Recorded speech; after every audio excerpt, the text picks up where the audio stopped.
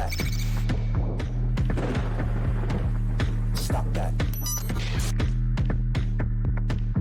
Stop that. I hear him chat to the noise. Move too quick, can't stop for the talking. I hear him chat with the walking. Just too sharp with the prize. White girls let it tell me I'm awesome, yeah.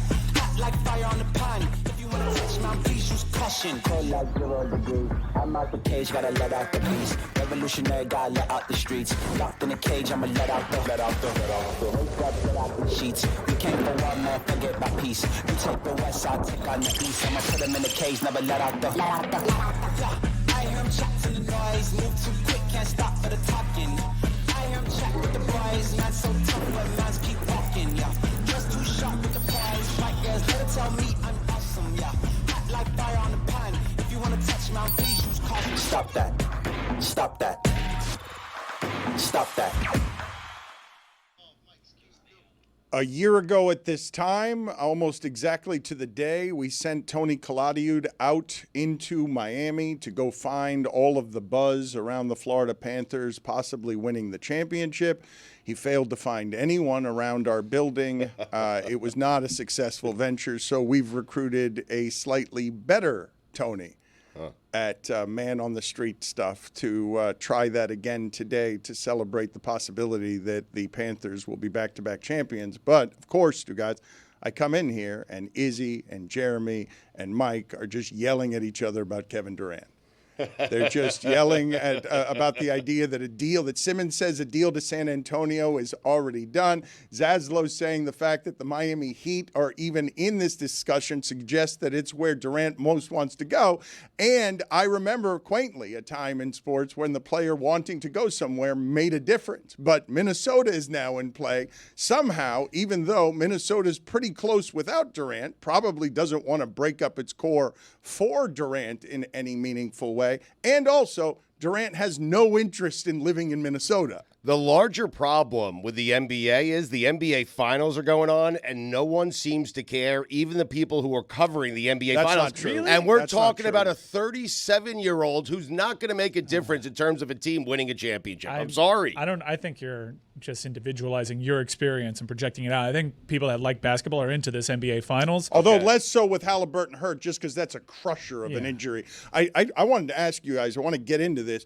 Do you know a coach who has the strength to go with McConnell the rest of the way in that spot? Do you know a coach who would sit his star player who's clearly hurt and cannot drive and just say, Halliburton, you're not playing anymore in the most important game of our season? Any coach after 2019 with a calf injury. Because that's what it was. It's a calf injury, and he's trying not to ruin him for next year, so you got to be very, very delicate with him. Also, I'm going to lob a complaint. We were not yelling. We were not fighting. I could not have been calmer when I asked Jeremy Taché, does a Kel'el Ware grow on trees? And the answer may surprise you. The answer is yes.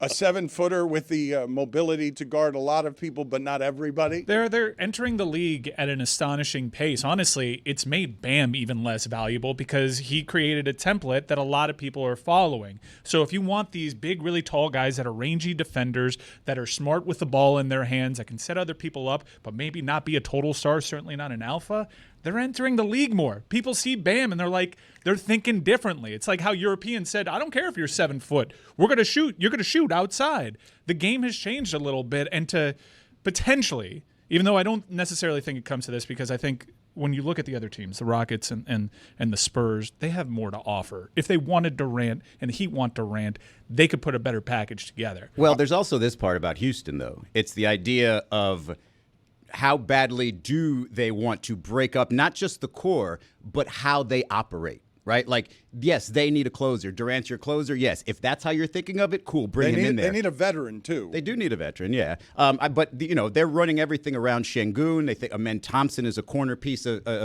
that franchise. And so I don't know how much they really want. Hey, let's get Kevin Durant here. Let's try to win a championship within 2 years and stunt the growth of everybody else. Let's get back to Stugotz's original point, because I don't agree with him that nobody likes this series. But even Adam Silver is saying, when horrified by the ratings, hey, we're selling a lot of stuff locally in the cities that are in the finals, which doesn't sound great. What are you laughing about, Mike? Did Stugotz write on that whiteboard? Yeah. I didn't write it. You I didn't? mean, whoever wrote it's in trouble. think I mean, if you don't subscribe to God Bless Football, you get it. I The mean, word it's one bribe letter had away. to find its way in there somewhere. So God Bless Football is an Fuentes. emerging titan here that is expanding in a lot of ways for Stugotz and Billy. And we suggest, where can we find on StuTube, where can we find all things, both God Bless Football and Stugotz, as you continue to build out your empire? On StuTube and wherever you get your podcasts. That's where you can. it's youtube.com/@Stugotz790. It's Well, wrong. thank you, Mike. It's wrong to ask Stugotz this question because when he says on StuTube, I'm that- just churning out content, but, baby. But when I you mean, say that's it. on StuTube, it helps no one find it. youtube.com/@Stugotz790. Please subscribe. There. How do you not know this? It's not my job to know. Yeah, it kind of is. It's your job to promote it. It is, yeah. We're doing fine. Thank you to everyone who's What? supporting us. I mean, Yes. imagine how much better you'd do if you knew the handle. How do you spell subscribe? The Kevin Durant thing that I want to talk about with Stugotz, because I began to have sort of this discussion yesterday when I was just talking about acquisitions, trades, and how obsessed we are with them, so that on a day that Desmond Bane, or a weekend that Devers and Desmond Bane get traded, the trade is less interesting to us than where's Giannis going?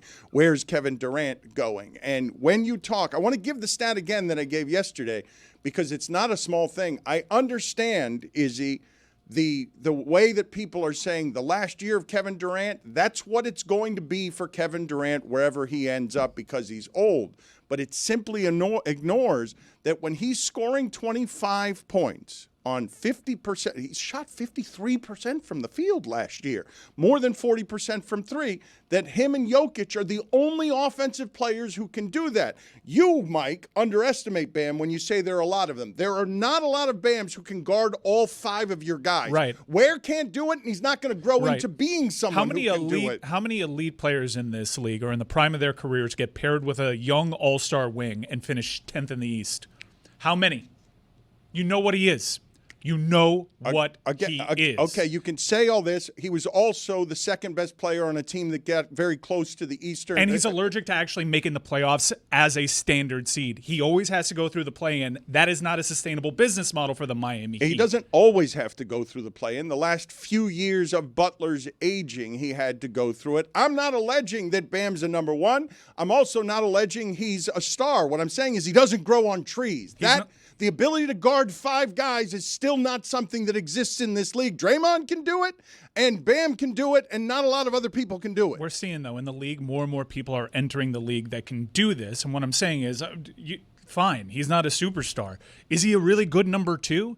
If he can't be paired with a young all-star wing and do better than 10th in the East, that is a legitimate question. Now, here's some pro-Heat propaganda for you, because this is an interesting thought exercise. Wait a minute. I don't think that you can do this, though, to Bam and not do it to Kevin Durant. If you're going to do it just team play, it can't be Bam's a 10 seed and Durant's out of the playoffs. Yeah, I want Durant, but not Bam. That's Plus, a fair Bam was a 1 seed with an one all-star time, guard yes. next to him. Understood. With one time with Jimmy Butler. But we've seen when you strip Jimmy Butler away what the ceiling is for this team potentially, and it ain't great. But it's also the style of player. Jimmy Butler and Kevin Durant are two wildly different players who probably Kevin Durant fits better alongside Bam. And I thought we were talking Kel'el Ware's growing on trees, I understand. not Bam. I want to keep my eye on the ball here. Here's the pro-Heat propaganda. If you want to do this thought exercise, is you could make the argument, well, who's better in the East with their top three? KD, Bam, Tyler Hero. Get me a better three.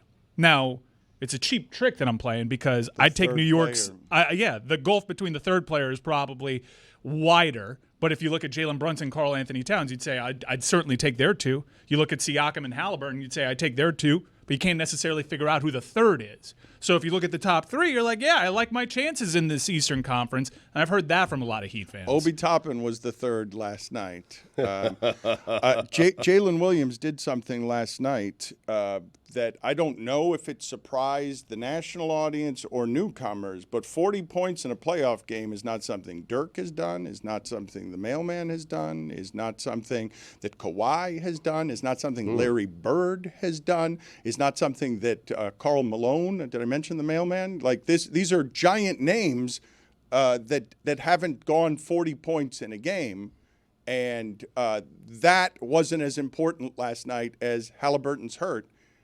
And so if you're only getting good games from Siakam and Topping, and you get in a situation where you allow more points on turnovers than you have all season in a game. The Pacers haven't allowed that many points off of turnovers because they're good at protecting the ball. And that's the first game in this series that has been played exactly the way Oklahoma City wants to play it. The first 4 games of this series, I told you yesterday, I thought that Carlisle had done an exceptional job coaching because I didn't recognize OKC. Like they're turning the ball over and not causing turnovers, and they had 3 of their first 4 worst games of the season in this series. It's going to be interesting to see what the Pacers do in Game 6. Izzy, if Halliburton is still limping around there and you're Rick Carlisle, do you have to start T.J. McConnell? Like, do you owe it to your team to start the healthiest guy to give your team the best chance to win, and you're at home? I think start him, but go to him earlier, right? Yeah, I mean, I think you go to your best player. You give him the best opportunity to give you valuable minutes, whether that means the opening minutes before he gets, cooled down or whatever, or whether that means coming off the bench, whether that means shorter stints like Dan is saying. I don't think you have to necessarily make a big change. I do think the one thing that you have to hammer home is value the basketball. This was the difference in the Warriors when they were great Warriors and when the rest of the pack can meet up with them. The Pacers feel like they don't value the basketball enough, and if you can just cut down some of those silly turnovers, then a 2-point game in the fourth quarter, you might be up 10. But are you saying they didn't seem to value it last night? Because in this series, the thing that I've been most surprised by is that OKC cannot and has not been able to play the way that it wishes to play. And last night, even with Halliburton gone, 8 minutes left in the game, they're down 2. Right. On the road, when Jalen Williams is going crazy and Shai Gilgeous-Alexander is going crazy, Chet Holmgren is giving you nothing. You're not getting much of anything else from a whole lot of players who are inexperienced in this spot, and it couldn't be taken advantage of by another team that's also inexperienced in this spot. What I'm saying, Dan, is the phrase you hear all the time in basketball is good offense will beat good defense every time. And so if the Pacers run good offense, and that means valuing the basketball, that means not going 3 straight possessions with a turnover, a live ball turnover.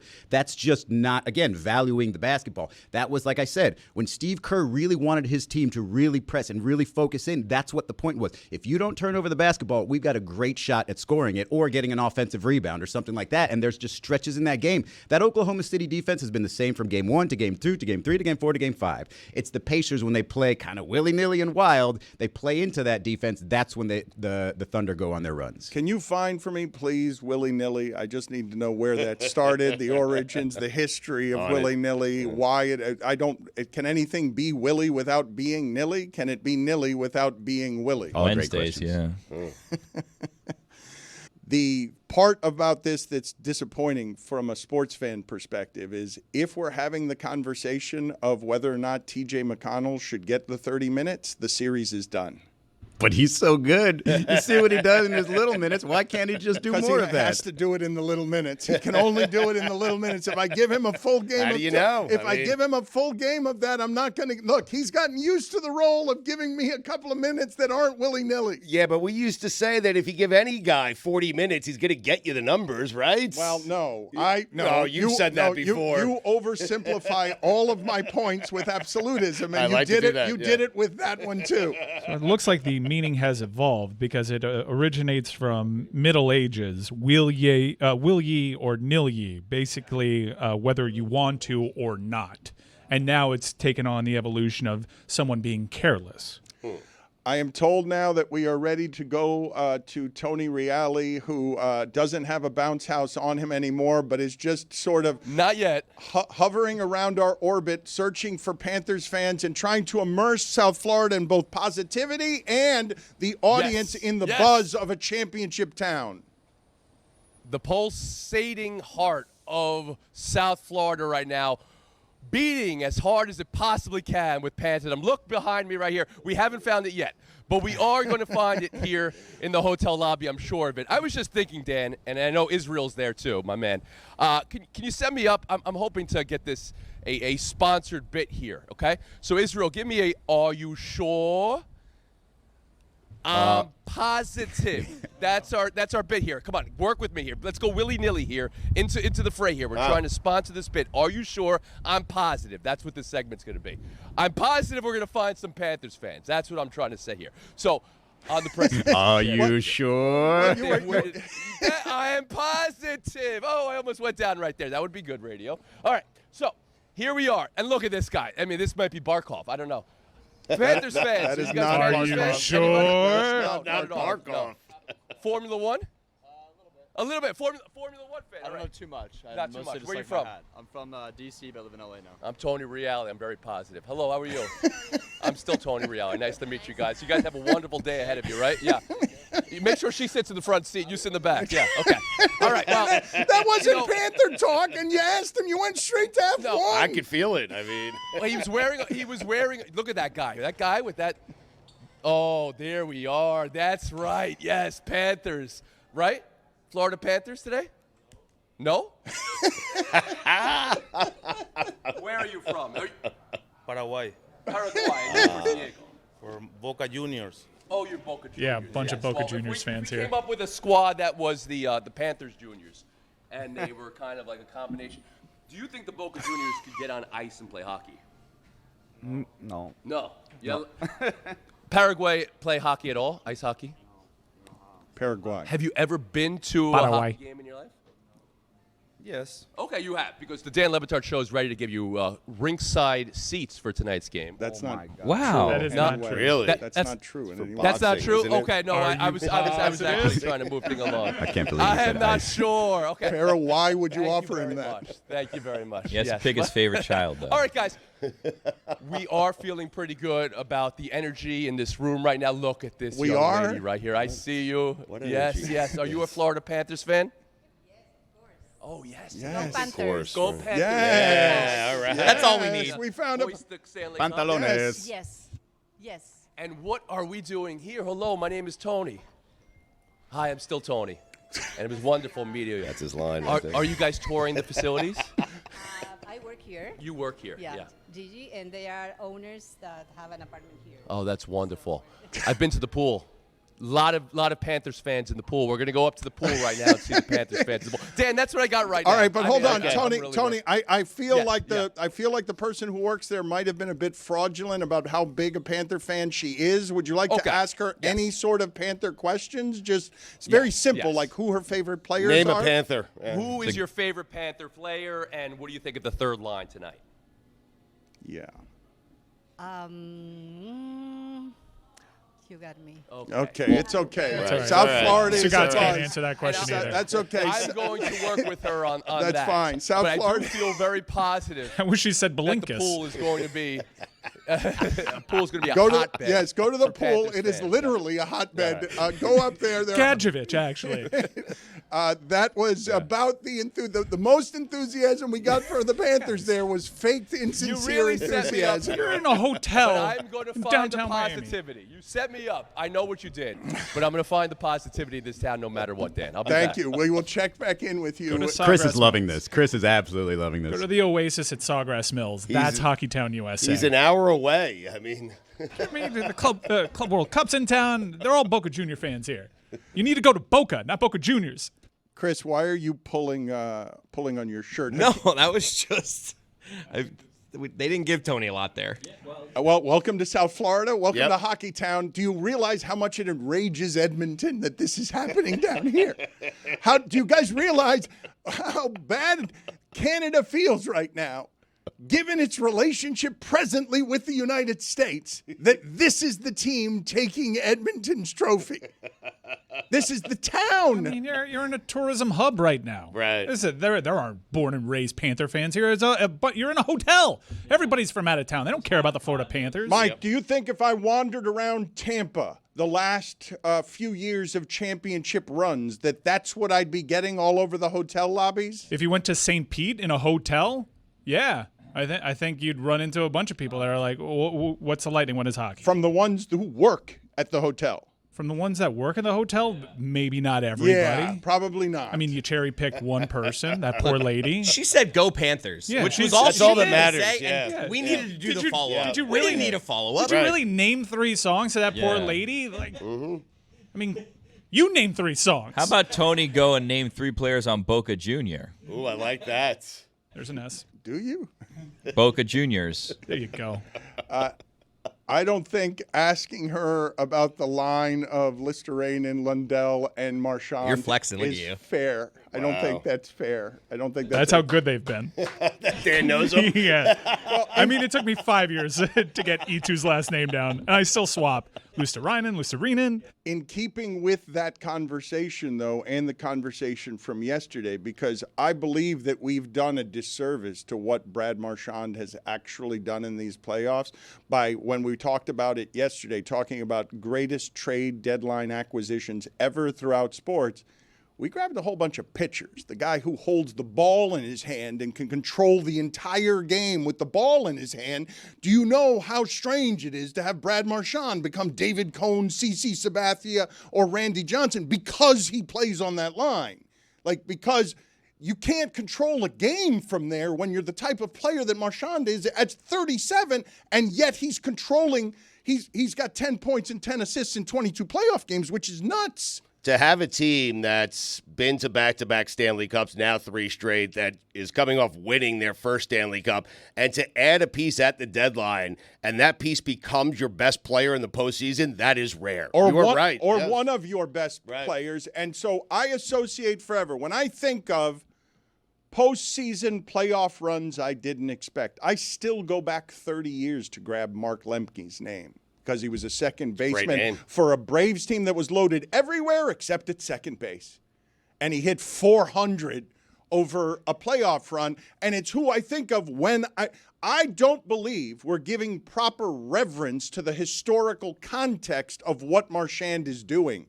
Because it's happening right now for a team that won a championship without him, I don't think we're properly representing what this story will mean to have this person win a championship at this age as possibly the best player when he's the Rat King and no one likes him. I thought the best comp was Clyde Drexler because he came into that Houston team that had already won one, was a respected guy on the tail end of his career, actually performed and had a huge role in that championship, and now will forever be remembered, not just because of that, because he did go to the University of Houston and was Phi Slamma Jamma, but those two connected will make him forever a Houston, legend, and it was a trade deadline acquisition. Who are the names that you guys associate, though, with what I'm talking about on Lemke, where it's a guy that you remember forever because of what he did in a postseason, but wasn't that kind of player? Now, Marchand is an excellent player and has been the entirety of his career. I wouldn't say he's Drexler. I wouldn't say as a comp. Hall of Famer. Yeah. Hall of Famer. Brad Marchand was one of the faces of the league, so it's comparable, I think. Mark Recchi did something similar for Carolina, although Marchand scored more goals. Mark Recchi was this veteran piece on his way to a Hall of Fame that came to Carolina and helped win them a championship. Do you guys associate? Is there anyone and I know Lemke's an obscure and an old name, but is there anyone? Lemke batted like 240 for his career. Postseason was like 280. He was like an NLDS MVP, right? It wasn't just. Yeah, I think he was. But yes. just Stugotz, look at the postseasons against Pittsburgh. There was a 3-year run where Lemke hit like 400 in the postseason and was just a sheer absurdity. And I know Carlos Beltran has done some stuff like that, but Beltran's an otherwise great player.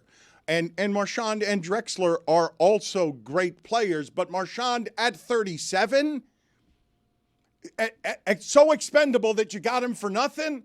Marchand is no longer considered a great player. Mike opened the playoffs by saying he's a bad player. Yeah, I was wrong about that. Players that age aren't important in But that sport. They're not pivotal pieces. They become better when they're surrounded by better players. He's free to do what he can do. He's free. Like, you think you were saying the other day, Mike, that somebody like Samiskevich could have, had this type of run. Wouldn't have had the same confidence. Wouldn't have had the same experience. Wouldn't have been able to jump between those players and get that goal there. That's all Marchand just being a vet. And it's clear Mackey is not playing because of what he lacks defensively. And Brad Marchand has shown you on the forward check he can be pretty valuable. He's been outstanding for them. No names to pair against Lemke. I don't blame you. I'm David Freese. I've had that's a good one. That's a good one.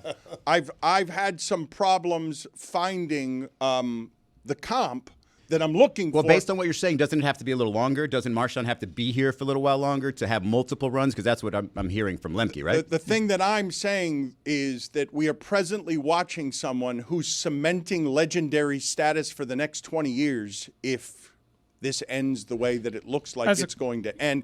And I'm just not used to, in my entire history covering sports in this market, whether there's a standing ovation because all of a sudden you've acquired Mike Bibby and you think he's going to be the missing piece. Desperate times, man. In my entire history covering sports in this market, I'm trying to find a comp locally or nationally for what I'm presently watching. Ray Allen, I think, is a good one, especially coming from Boston, guy later in his career, stepping up in big moments, although no one was doubting Ray Allen's ability to remain good, and everyone thought he would be really superlative in that role, which he turned out being, and South Florida embraced him immediately. I embraced Ray Allen from the jump, but he did come from Boston, so I think that's a good one. You mentioned Brad Marchand's age, and surrounding older players with young, excellent players, the way that the Panthers have on that third line, we're actually seeing it on the other team. Corey Perry's much older. Corey Perry's 40 years old. This is a former Hart Trophy winner in the NHL. He was a very good player last year, thought to be done. Because of the injury to Hyman, Corey Perry, who's vacillated between third and fourth liner, all of a sudden gets first line minutes, and he's having an outstanding playoff for Edmonton. We've got Sam Amick of The Athletic reporting that Durant wants to play for San Antonio specifically.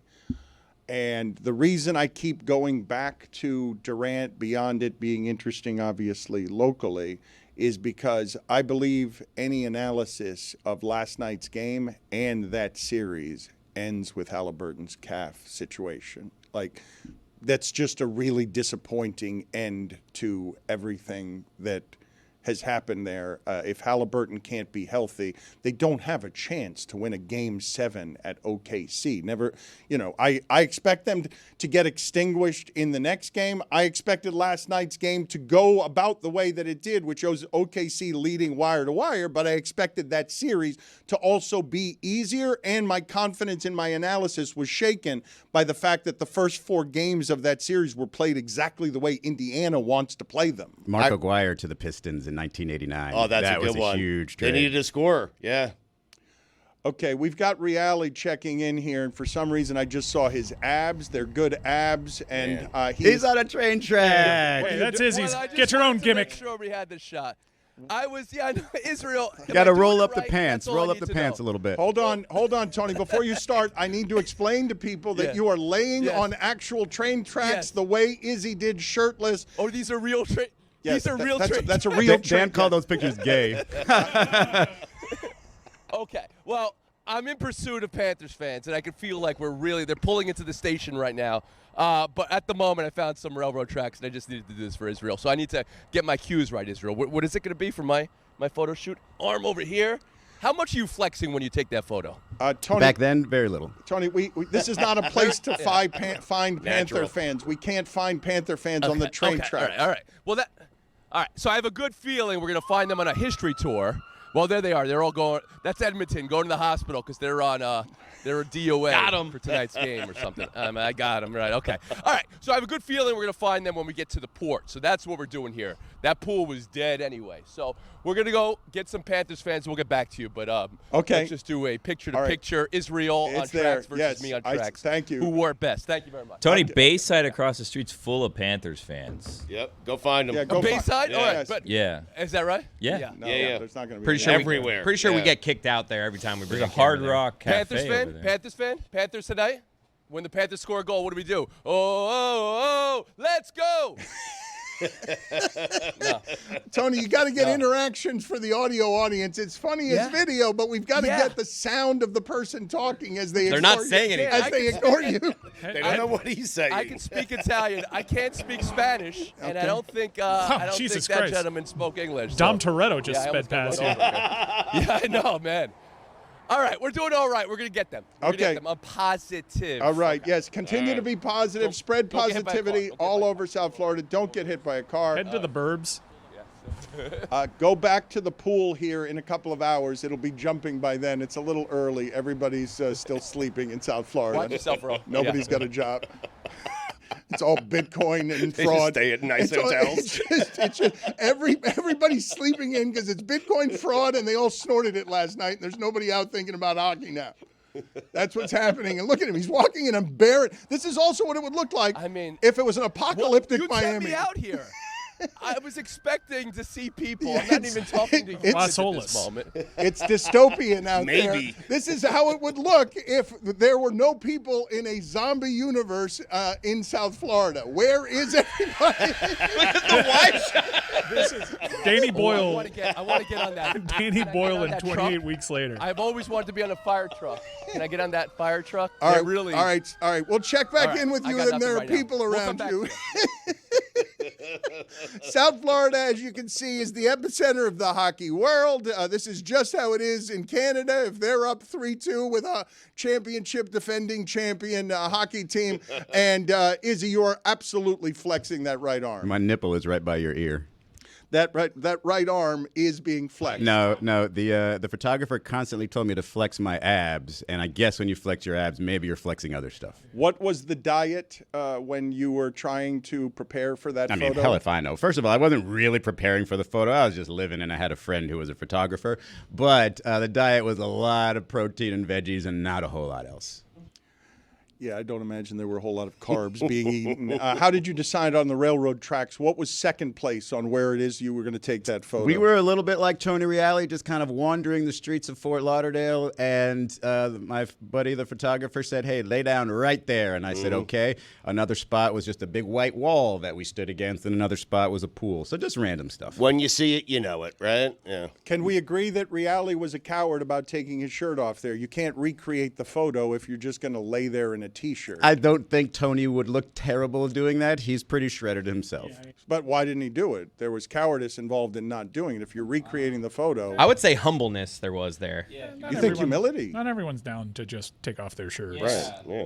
When you look like Reali, though, like Reali does. This is how peer pressure works. Yeah, He's not just a piece of meat, Dan. Right. Yes. And he's being compared to objectifying him. Izzy. I mean, Well, he is just a piece of meat. I mean, that's a wild thing to just say. right. I mean, technically, I understand what We you're saying. all are. Right? Yes. We're all pieces of meat. Or yes. sacks of meat. The thing that happened in this series last night that decided the championship is Indiana losing Game 4 when they hold OKC to 3-pointers. Like that's the game. You got Friday felt like the championship with that gut check. Well, but this is what Barkley said yesterday that Zaz was making fun of when Barkley declared the series over at 2-2. I mean, what's awesome is Indiana's going to have Indiana's going to have a great atmosphere to continue fighting for their season at a Game 6. I know Game 7's the best two words in sports. Game 6 is pretty awesome. I mean, it's pretty similar. You got a team fighting for their life and a team that doesn't want to go on the road to fight for their lives with an opportunity to win a championship.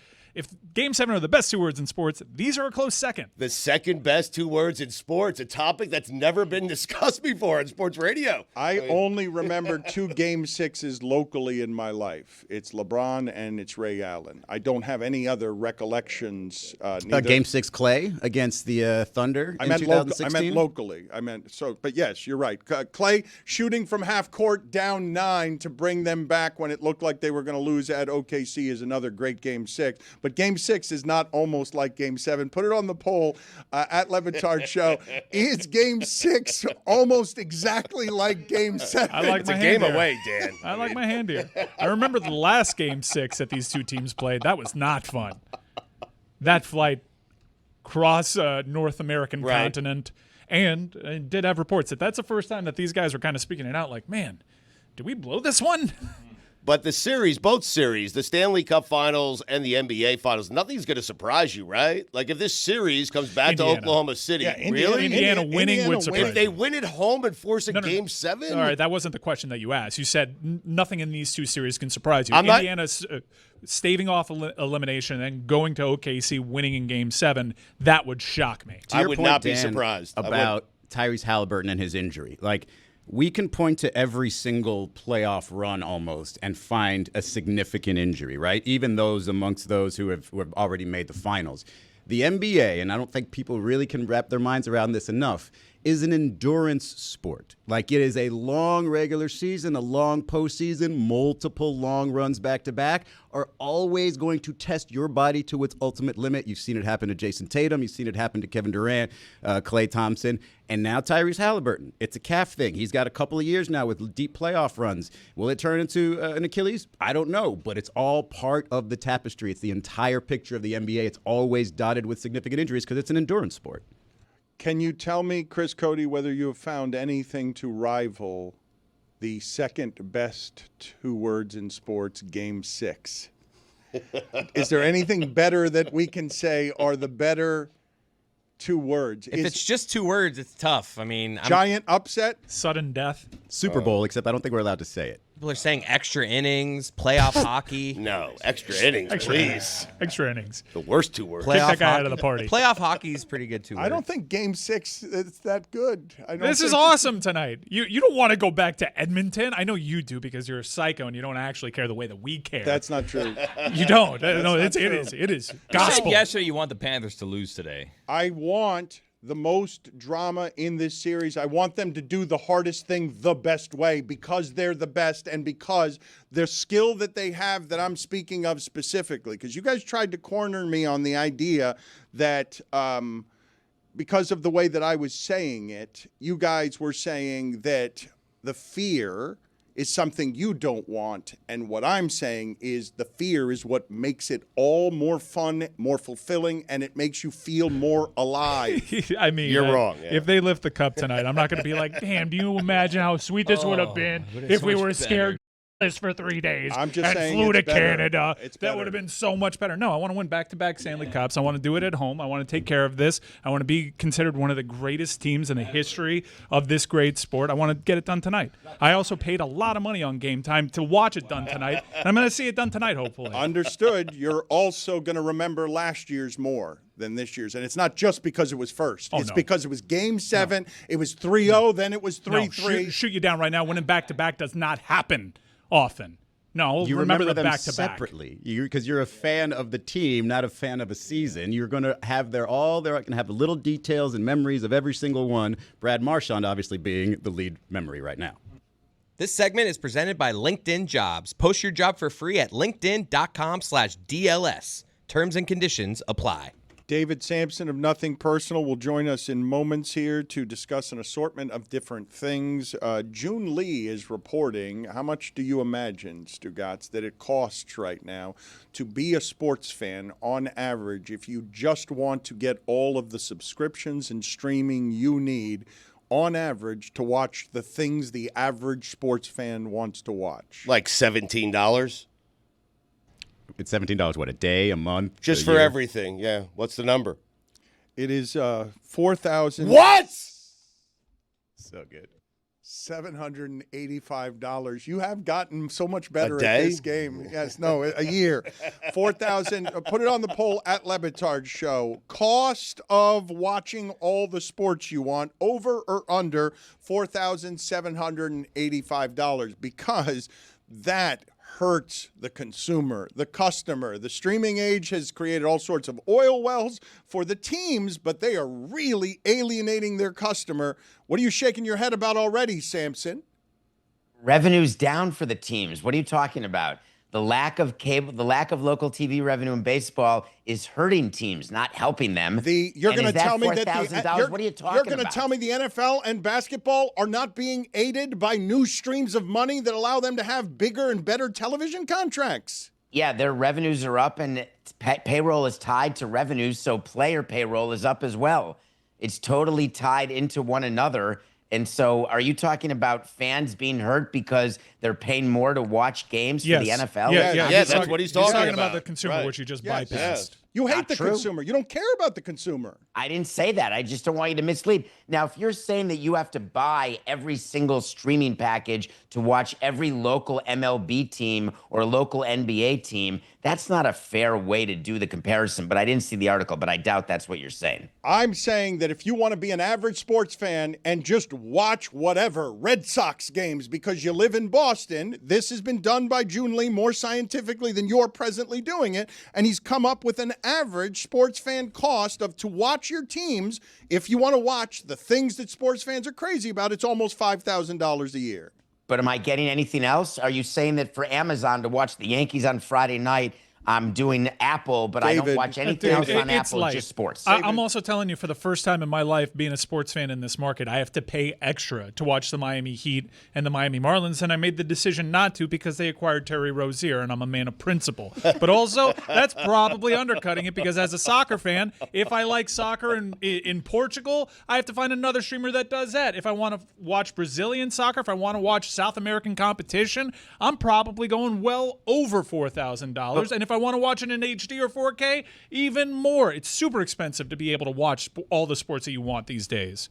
I'm sorry, what is your expectation? That you should just be able to get any sort of content you want for free? That's what it's been. Like, what the reason never had to pay extra. The to watch reason you're going to Heat. get this hostility is because you're now trying to charge something for you that you were giving away for free. It's why this show's not behind a paywall.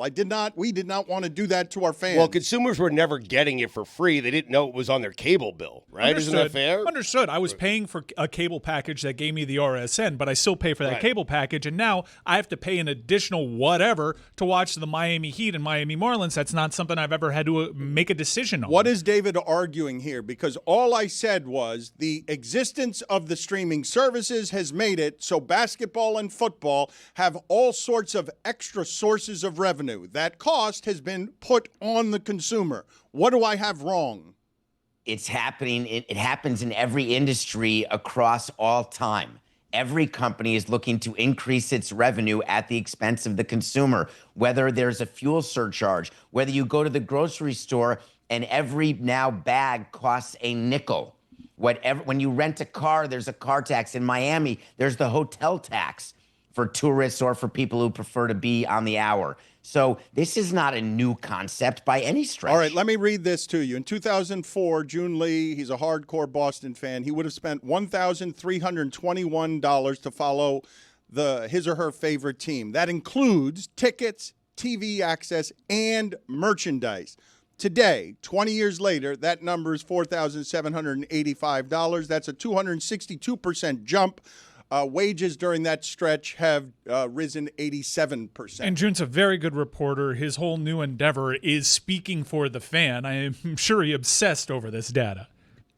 Yeah, I'm not trying to sully his story or his data. I merely just want there to be proper context, which is to say that there have been increases. You say wages are up 82%. Exactly how is he calculating that? In what class? Is that an all-in, or is it just the wages of those who would spend the $1,000 20 years ago and have to spend the $4,000 today? I just want to make sure always that there's apples to apples so that we can then compare it to industries, what your car costs, what it costs to go grocery shopping, what it costs to go on vacation. I just don't want sports to be singled out. You want it to be apples to apples so that the owners can own all the apples. I'm not an owner. I never was an owner. I was a team president, and you loved saying that I'm all for the owners. I did something to the Red Sox today that already I have a problem. So I'm not exactly carrying the water for owners by any stretch. Okay, by some stretches, you are carrying water for owners. It's not an absolutist of by any stretch, but let's play some video here and talk about the Boston Red Sox and their new ownership situation. Our video just went down for a second. I'll give you a thumbs up when we got it. Okay, so the Rafael Devers, that's good. Good timing on that. The Rafael. Why is he laughing, Samson? Well, he's laughing at our just situation. Video went down for a second. Like, that's not something that happens very often when you're watching major networks. He had the stop sign up. You were running through it. We were about to go into a disaster. Yeah, but he's not going to lament your polish or lack thereof. Okay, no, he's a team player. Okay, so to be clear, we're not going to lament my polish. I'm supposed to know that this means nothing works. Yes, yeah. Okay. Generally, that's all right. I didn't have the universal it's the same as signal for rounding that. third. You would think we'd be You're a good sports at fan. me knowing. Universal sign. You'd think I'd be good at this point for knowing what the sign is for nothing around here works, but I'm not good at it yet. There isn't a single facet of my life where two hands up mean go. I'm being told we're lucky we're on air right now. Yeah. Historically, we should just assume it's not working. Have you checked the news? We're lucky to be alive right now. So why don't you just chill out, bud? We're doing our best. Don't you have someone in your ear, Dan? isn't someone saying, "All right, video, go"? Or is it just Well, you? the funny thing have signs. thing about it is the last thing that was in my ear was we've got the Devers video. Like that's but that They part- have it. It just that- doesn't work. Yeah, that part's unspoken. No one You haven't updated secured him. No it. one updated We him. know where it is. Step one. We know where it is. I can go in the back and watch it if I want. I just can't show it to anybody else. Text it to me. I'll play it from my phone. You know what? I'm going to go look at it now. You tell me all about Stanton's return and Ohtani throwing 100 miles an hour. I'm going to go look and see if I can get that fixed real All quick. on edge. It's game 6. The Cup's I in do town. want to say one thing about Stanton because he played for the Yankees. I hope that your audience is, I don't know what hour we're in because, Chris, you completely threw me off because it's Tuesday. So I got vacuum noise in the background. I had extra shows today, so I'm sorry if you hear that background noise. It doesn't normally happen because it's supposed to be Wednesday. But are you aware, if this is local, how much the Marlins are paying for Stanton over the next 3 years? No. Nope. So the Marlins are paying $10 million a year of Stanton's contract to the Yankees. Part of the trade that was done by Jeter when Jeter joined the Marlins was to move Stanton to the Yankees. And if Stanton did not opt out of his deal, which he did not, and it continued on, the Marlins gave $30 million, but it was so far in the future that Marlins fans didn't even think about it. But the future's today. The future has started. $10 million of your payroll, of the Marlins payroll, is not on the field for the Marlins. It's on the field for the Yankees. And returned last night after only 3 rehab games and went 2 for 4, hit the ball hard. Now, don't mention the fact the Yankees got shut out 1-0 in 11 innings. The fact is Stanton is back. Are they paying anyone on their roster $10 million? Yes, Sandy. Oh. Sandy Alcantara makes, I want to say 17, Stugotz, and that they're trying to trade him, but he stinks so badly that they can't get anything other than Jordan Hicks, Harrison, like a number 4 prospect, and maybe another guy is the best they could get for Sandy, and they're trying to do better. Look at all those people trying. All these people not wanting to let Dan down. It's really a blessing. He looks at this as a curse, when really, look at all that compassion. I don't think there's enough cooks in the kitchen. I trust the bald guy. Why we have budget problems at Metal Art. The bald guy For those can of you fix it, not man. watching, Get Ethan there out of are there. You can 13 tell Can't Ethan's possibly acting. be Get out of there, The ball Ethan. guy can always fix it. Ethan can't possibly be helping the situation. Pass on. Even as a body double, it's not working for me. I Get him just out of the heard picture. Ethan say special board. Special. There are a lot of people, everybody in the company right now is working on getting this video fixed so that we can simply play for you the Boston Red Sox organization saying again and again that the problem that they had with Rafael Devers was one of alignment. Right. 1-0 without him. I mean, Given budget cuts, I'd posit that NASA doesn't look like that at the moment.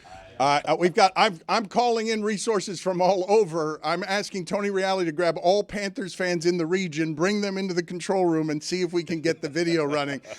David, what did you do to the Red Sox this morning on Nothing Personal that got them upset? And what do you make of this entire situation? A really fascinating trade for a lot of different reasons. One of the most interesting, I think, because it signals that the Boston Red Sox ownership group is now a clown show. A clown show?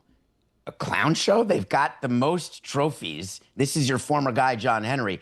They've got multiple World Series. We only got you 1. He went to Boston and got you a 4 spot. And number 2, the minute John Henry had to board his plane to Kansas City, game over. Devers was done. John does not like getting on a plane to Kansas City to talk to Devers.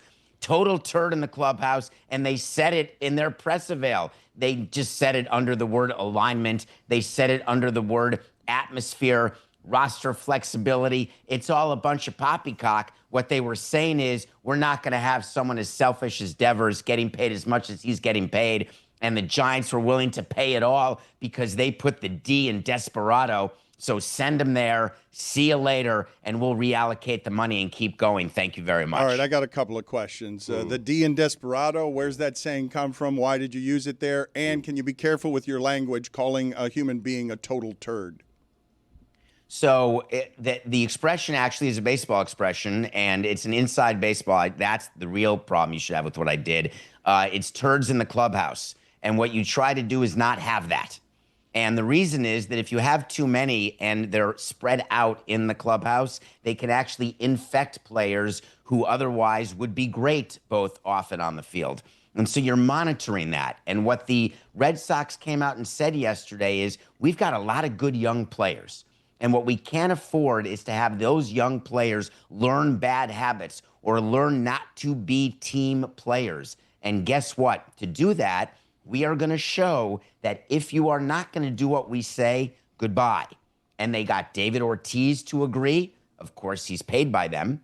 And he came out and said, hey, they're the boss. He got Garrett Crochet, who just signed an extension, I grant you, but got Crochet to say, hey, good night and good luck, Rafi. See you later. We're good from here.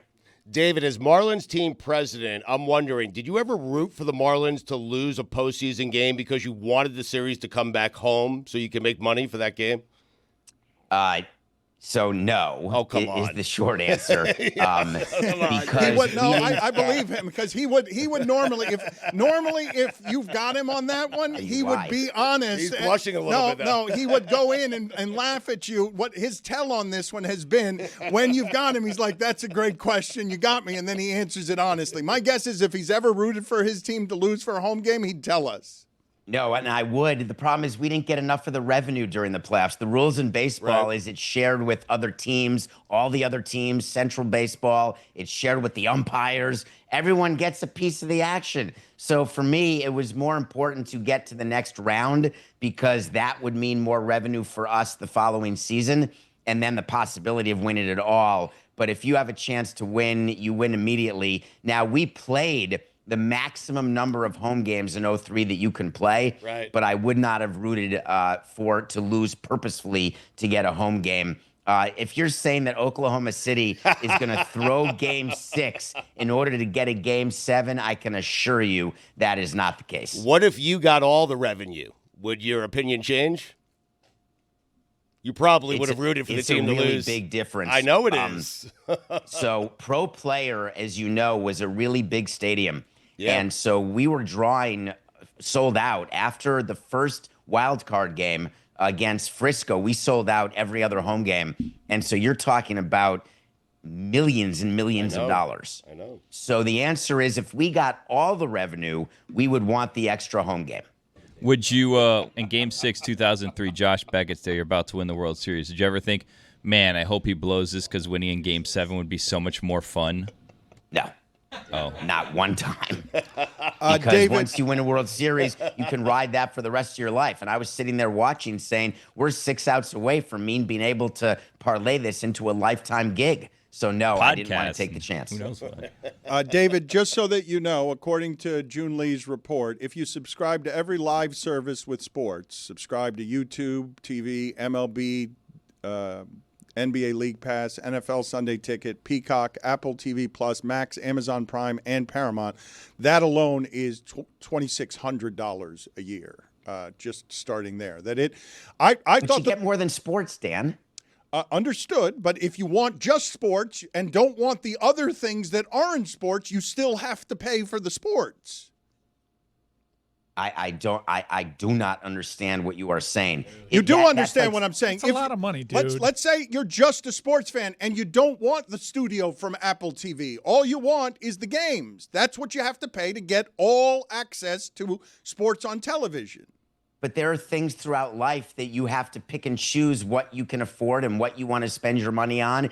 And you make choices, which is why Apple wants to give you all sorts of other content of all shapes and sizes so that there's something for you that would be worth your while.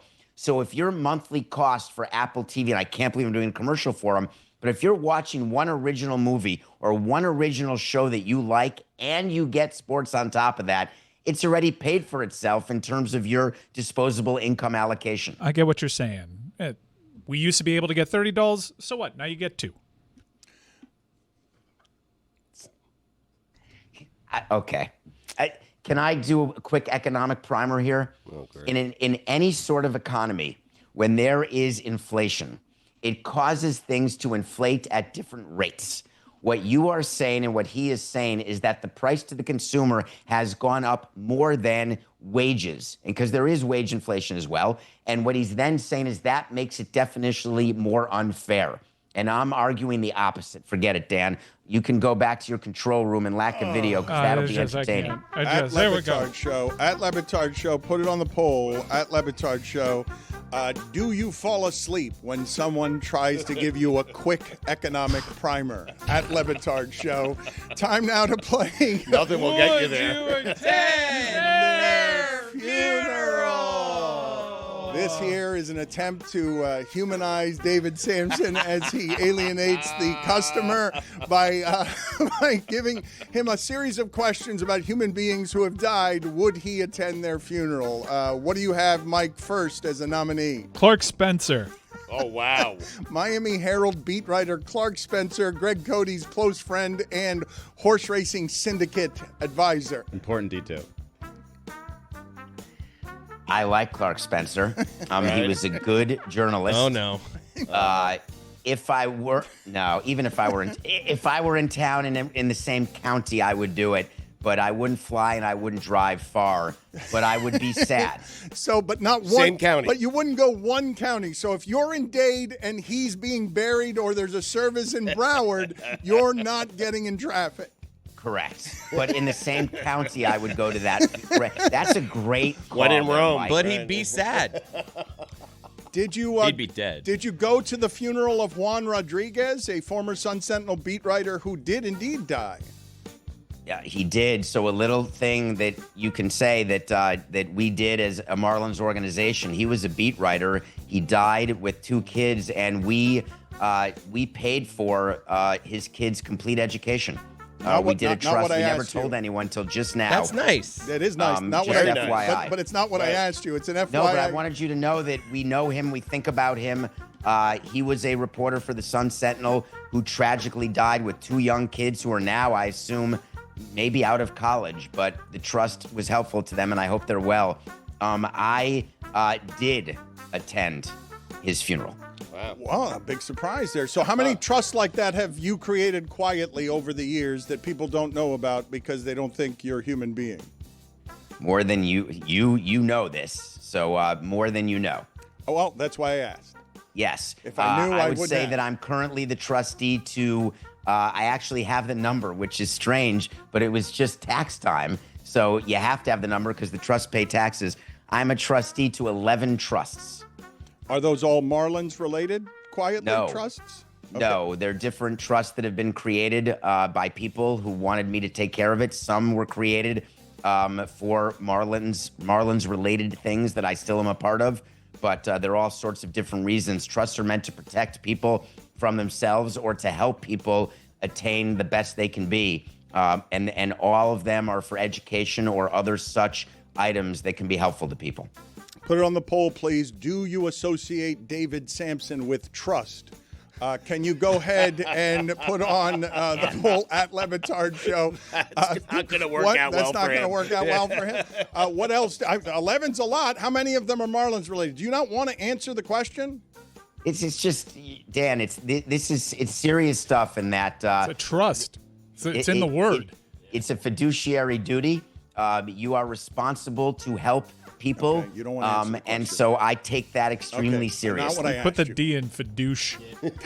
Put the douche. in Wait, you're a fiduciary. douche if you're a trustee? You put No, the not douche. you. in Dan. fiduciary. No, Dan. David, Like- we're saying Dan. Dan. We're saying Dan. Yeah. Omar Minaya. He was just nice to me recently with something on Nothing Personal, and it got me thinking that I should think about whether I would maybe attend his funeral in case his name ever came up. But it can't make up for the way it was when he was an opposing GM. So he's still a no. And there is a way to go from no to yes, but it requires an amount of rehab that Omar has not yet done. So I'm going to stay with no. Wait, did you just admit that this game is kind of infiltrating your life? You have interactions. You're like, I wonder if I would attend this person's funeral. How far does this person have to go? Mike, this game started because I think about this stuff before the game started. I'm trying to sort of plan stay what ready. my responsibilities How many more are. good interactions do you need to have with Omar Minaya before you would attend his funeral? it has to be like 8 in a row, and then death has to happen almost immediately after the 8th. Because if it's all good interactions and then 30 years pass, I'm not going to the funeral. But at 8 good ones, then death. Death right after. Go. Right. Yeah. Wait, so David, so for you, does it start with you attending someone's funeral and they do something that you no longer attend, or do they have to do something to get you to the funeral? Like, if you just meet a person, you're going to attend their funeral or you're not? Oh, no, I'm at a straight no. Okay. Everybody's at no. So they have The to earn question your is, attendance. They don't lose your attendance. Remember, Billy, it's all time for me. It's all about time. We need to interrupt the proceedings right now in one of our most popular games because Tony Reali is ready, and he appears to have found Panther Central right here. Wow. Look at Tony Reali in the middle of South Florida. Yes. Look at all that positivity. My name is Casey Paquette. Yes. This is Casey. Yes. And look at the hat here. We found Yes. them. We found them. Are we on the precipice of a Stanley Cup championship tonight? I believe so. I believe so. We're all going to stay up late and watch it. Staying up late and watching it. Look Whoa, at this. the biggest Where are you guys endorsement. From Miami. Where are you from? Miami. Miami. Yeah, look at this guy. Yeah, you see? So I found the positivity to you. When the Panthers score tonight, what are we going to do? Oh, let's go. Yes. Let's go. Yes, when they take a 1-0 All right, Dan. lead. When they take a 1-0, you put me on a mission impossible. You said you had no shot. What do I got right here? I got a shot. Look at these beautiful people. We want the cup. We want the cup. Get him going, Tony. We want the cup. We want the cup. Let's go. We want the cup. That's the next question. Want the cup. We want the cup. We want the cup. Name a Panther. Reali, ask the guy not wearing. No, not him. How about we say the Not cup him. stays here? Because it's Yes. here. We got He wants to say the cup stays here. okay, Come directing now. over here, All my right. friend. All right, good I at it. know. No, this is for hockey. You grew up playing hockey. I know it. I know it. Bellingham, get over here. Okay. So, who's your favorite Panther? all-time Scott Mellenby. All right. Ask somebody else, Tony. Ask Somebody anybody else. but that guy. Anyone else, No, Tony. ask Anyone. anybody I else. went to school and I watched him play. When I was going to school, he we was got it. playing for the Badgers. Yes. Okay. What's that? Come on now. Who's your favorite athlete then? Oh, my favorite athlete, I say Michael Vick. Michael Vick. Michael, wow. Oh, All man. right. That one's loaded. Yeah. So, all right. Anybody predictions for tonight? What is the score going to be? Panthers, what? Edmonton, what? 9-0. 9-0. There it is. They gave us an answer. They gave us enthusiasm. I was worried about 28-14, honestly. All right, we're gonna find some more, but here we are, the heart of Miami here, a walking tour. Mr. Casey, one last word for the Panthers tonight. Yeah, Panthers, it's probably going to go into double or triple overtime. That's just the way this series has gone. It's going to be great. Dan's happy. Hoist the cup here tonight. Game 7. We know you're a great road team, but also you're a great home team. So let's Real quick, what did I walk into here? This is a walking history tour, the Magic City. What is this? Yeah, so I do tours, and this is Miami-Dade College, and the college. College. Yes, What's college. the mascot of Miami-Dade College? What's the mascot? Sharks. All right, the Sharks. Okay. Reali, can you Ask just- them if What we're David's doing is paying we're for any of taking their a college. nice walk downtown, and we're looking at all the historic buildings and all the historic stories, and I'm sharing that with the class. So, So Dan is telling me right now, if it is 9-0, he's paying tuition for the young man who got the who got the prediction score. Right? Is that right? That is Okay. correct. Okay. I If will it is I will 9-0. agree to that deal if it is indeed 9-0 tonight. I will agree to that'd be pay a- for a his phenomenal, tuition. you're great, safe. great score, but I'm not sure that Edmonton's going to go down that easily. So. Okay. Tony, Well, do me a enjoy your favor. tour. Ask anybody Yes. other Yes, than yes, him to tell me what the Edmonton blank are. Yes. Ask anyone Yes. there All right, other we have than one him. trivia question. Yep. One trivia question. This is not for a scholarship, but it could be for something else. The name. Look at everybody backing away. Are you getting them? Look at their feet backing away. Nobody wants the trivia question. Florida Panthers are playing the team from Edmonton. What is the name of the team from Edmonton? Oilers. My man. Yes. What's your name? Hockey Town. There he is. You see? Hockey Town, USA. Thank you very much, everybody. Ask him to Thank name you very an much. Be good. Oiler. Oh, yeah, you stop. Oh, don't You're do already that. paying for this Now tuition. you're going too Samson's far. in charge of the 8 to trust. 10. Be good to yourselves and to each other. All right, guys. We're here. All right. We're gonna go to the firehouse right now. I'm gonna ride the pole. Or Okay, like that. get over So, there. all right. Thank you. Be careful with that Phrasing. high pressure air over there. There's a lot of high pressure air over there. We will come back to Tony Reali in a second. David, I don't know if we're. Go ahead and cue that happy music again because I want to continue that. What is that about high pressure air? What is that? High pressure system? No, they're behind him. It said warning, high pressure air on the truck in giant letters. Cliff Floyd. Oh, wow. Cliff Floyd's a good one. He has to. No, we've had some recovery since he claims we didn't tell him he was going to be traded, and he was very anti me, and we had a problem. But we lived together in the same neighborhood for a long time up in Broward, and so there was an amount of recovery that then went away, and so then the clock got reset. So I'm back to a no. How about Al Avila? No. All right. How about Izzy Gutierrez? Ooh. Well, that depends on a few things happening here in the next few months or years. Oh, Jesus. But I would say that he's gone from a no-chance toilet pants to a definite possibility. But again, as an example, were it to happen now, yes, of course. We're all at Metal Art together. We're teammates. Just so you know. I didn't hear you, He Izzy. lives in Fort Lauderdale, just so you know. That was No, him. but you're a coworker, so no matter what, I would attend your funeral. You're worth a But county. Yeah. yeah, you're worth multiple counties. Not and even a flight, because I would fly to Florida to do that for Izzy. But if Izzy dies when he's supposed to, in his 90s or 100s, I would assume we won't be coworkers, and probably that would turn into a no. So that's a yes to a no. David, we have 4 minutes left, and I do want to crank through some things here quickly. So let's just play now that video does indeed work, and I'm not getting the stop sign from my third base coach.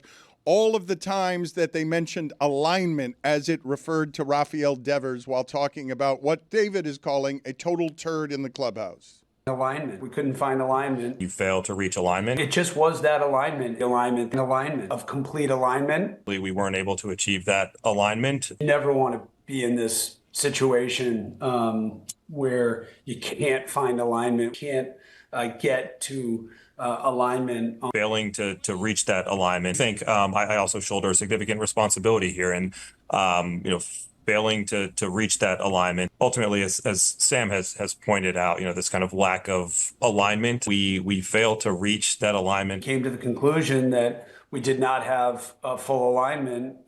We moved on. Wow. A lot there. David, what are your thoughts? And just put back up on the screen the incredibly sad background of the second person in that video so we can see it defeated. Not that guy, the other guy. The sad alignment behind him, the misalignment behind him. He wants to simply promote what that is behind him, and instead we see that is an incredibly sad cubicle of concrete there in the bowels of Fenway Park. No, so actually that's Craig Breslow, who is the chief baseball officer, who is with the team. That's the manager's office where they would do a pre- and post-game avail. So that is actually the backdrop that they're obligated to have with Mass Mutual as the sponsor. But the rest of it, it's supposed to be a little closer, so you only get the back of it. But you mentioned Breslow, and I did find the reporting interesting on Carl Mosch, the player development guy who had been there since 2017, who got fired because he said of Breslow, while getting off a Zoom at the end, he said, "Thanks, Brez, you bleeping stiff." And then he was immediately fired because he didn't know he was on a Zoom mic. I'm sorry, Dan, with all the Zooms you do, if you were as the person in charge of the company, if there were a Zoom with your employees and somebody, when the Zoom was over, said, "Le Batard, that turd, I hate him," you would just be like, "Oh, see you tomorrow at 9?" Happens all the time, and I don't fire anybody. I don't fire. Well, that's a you issue. Well, that's right. But look, you're asking me that question. You know I'm not going to do that. But you were being critical of Breslow for firing that employee. You're going to have David lose do the it. rest of your staff if you don't fire that employee. Every one of them. I won't and do you'd it. have me You'll do have it. to do He it. would have Yeah, you do you it, have yeah. to do it. I don't fire anybody. I'm right, Stu. That's correct. What do you think I keep you around for? Let's crank through these. You guys want to do this again? Burke Badenhop. Oh, the hopper. I like the hopper. And I'd want to see whether it was an oversized casket, because I haven't necessarily been to too many funerals of 6'5"ers. So that interests me because I always wondered if I'll be in a small casket because I don't want the extra leg room. So I may go just for casket sort of understanding and knowledge. I've never thought of what he's presently presenting to us, and now we only have a minute left, so I can't get to Ohtani throwing 100 miles an hour. I can't get to Stanton. I can't get to We got to Stanton. to the Knicks. I can't get to Stephen A. Smith playing Iran. solitaire. But I can get to David's casket. You can't put him in a regular-sized casket. It would look ridiculous, correct? He's sliding all over the place. Yeah, he would take issue with paying full price. No, it's not that. I just don't want to be stapled down. I want to be like you're on a ride, like a carnival ride. I like a casket that I fit in. But it would just sort of be it wouldn't be a regulation casket, right? It would be Would it be funded by tourist tax dollars? By people who use hotels by the hour, yes. Do you think you're going to be riding roller coasters in hell? I mean, that would be fun. But I'll see you there, Stu. Yes, you will. And we'll both see Art Briles. How about that? See you guys later. See you later, David. Always funny. At Le Batard Show, put it on the poll, please. Does it sound fun to ride a roller coaster in hell? Yes or no? This episode is presented by DraftKings. DraftKings, the crown is yours. Stugotz, how do you feel about Mark Stein reporting that Durant wanted 4 teams on his list instead of 3, but that the Knicks made it clear they weren't interested in KD, so he kept them off their list? I'm okay with that. Again, we started the show saying one of the problems with the NBA is we're all sitting around talking about a 37-year-old guy and what a difference he can make for a team. I'm okay with the Knicks not wanting Kevin Durant. I don't know if Kevin Durant wins them an NBA title. In fact, he probably doesn't, and I'm okay with the Knicks passing and keeping that core together. I think I can make the argument that statistically Kevin Durant was better than Jalen Brunson last year. Could I not? Could I not also make the argument that Kevin Durant is someone, even though Jalen Brunson is the clutchiest of clutch, you need someone the size of Kevin Durant to be able to get you all of those shots you need, that Jalen Brunson has taken you as far as he can go. Stu, if you don't have to lose Jalen Brunson or Karl Anthony Towns, why would the Knicks say no to Kevin Durant? Well, what am I losing? Does it matter? Well, as long as it's not those 2 names, does it matter? I would find it nearly impossible that Kevin Durant would go to the Knicks without one of those players. It's not going to be Brunson, but Towns going back. But that's back. fine. You're saying that Kevin Durant wouldn't want to go there. I'm telling you, if I'm the Knicks, right, and I know I don't have to give up Jalen Brunson, I don't have to give up Karl Anthony Towns, I absolutely would want Kevin Durant. This would be one of those situations that Mike got so upset about, that you're not willing to get rid of some of your, other players to get the superstar. No, get rid of them. Mikal Bridges, Josh Hart, be gone. But do you think that's a possibility? Because if you're presenting that's a terrible defensive team. But if you're presenting it that way, of course I would want Kevin Durant. I just find it nearly impossible that Towns doesn't leave the Knicks if they get Kevin Durant. I don't know how many people are clamoring for Karl Anthony Towns right I now. like Karl Anthony Towns. Yeah, they do. They don't really have a whole lot of assets. They do. Those 2 contracts that I just mentioned are expiring. So if Phoenix wants to rebuild, they just have to deal with that for 1 year. So there are ways that the Knicks could get involved. So to hear a report that the Knicks aren't interested or denying Kevin Durant sounds pretty ridiculous. What does that say about Kevin Durant? That the Knicks don't know what he is, that they don't know who he is, and they don't know how to utilize him. I mean, I don't want Kevin Durant. That team has a good thing going. They were in the Eastern Conference Finals. They took a step from last year, Eastern Conference semifinals. You don't think that's their ceiling? That team's ceiling right there. You don't think Dan Halliburton hit a lucky shot game 1. Otherwise, maybe the Knicks are playing for an NBA title right now. Your best option is to find a coach that can somehow enhance the offense of Karl Anthony Towns and Jalen Brunson and make this team rather unstoppable. But going back to Kevin Durant, if I am Kevin Durant, I don't want to go to a franchise that has some uncertainty in the coaching ranks, right? Just got rid of somebody who maybe he would play for I don't know who, right? No, but he wanted to go there. No, but he was okay going there. They don't want him. I'm at least he had his chance, Dan. I'm at least a little bit surprised by that. I want to ask the group of you, though, off of yesterday. I don't know what you guys think is the primary job of a coach. Managing people is just generally hard. I know when it comes to, for example, Stugotz, in the very few Hollywood directors that I've ever been able to talk to, and it's only been a couple, will tell you that the director's job is basically to just be a place where all the people can come and get answers to their problems. CEO will tell you. A lot of CEOs will tell you that a CEO's job is just to deliver bad news, that it's not what you think it is. It's just the perpetual delivery of bad news.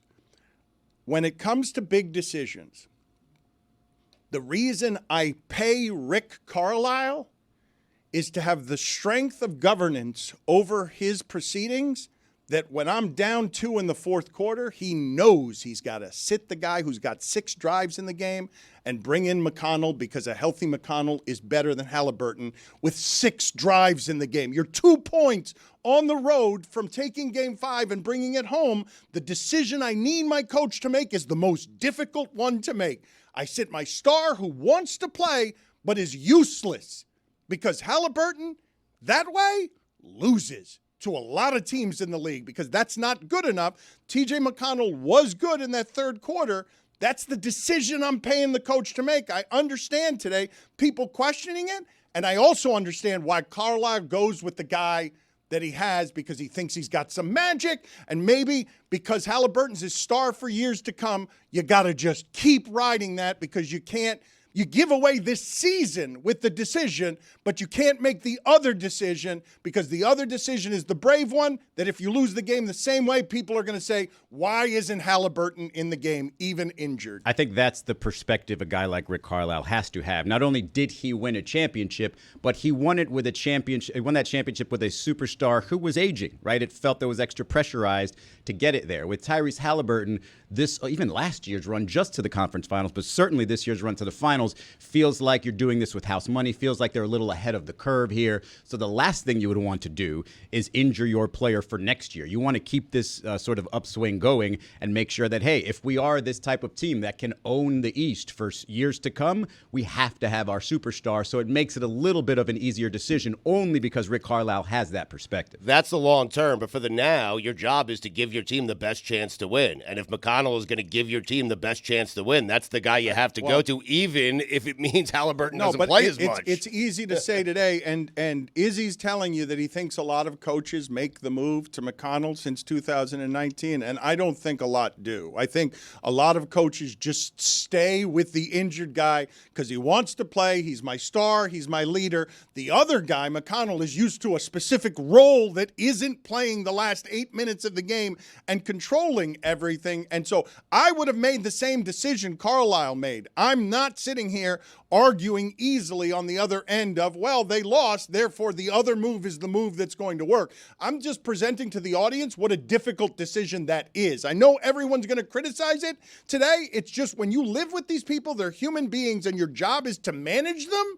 McConnell's role is McConnell's role. Halliburton's your star for the next 10 years.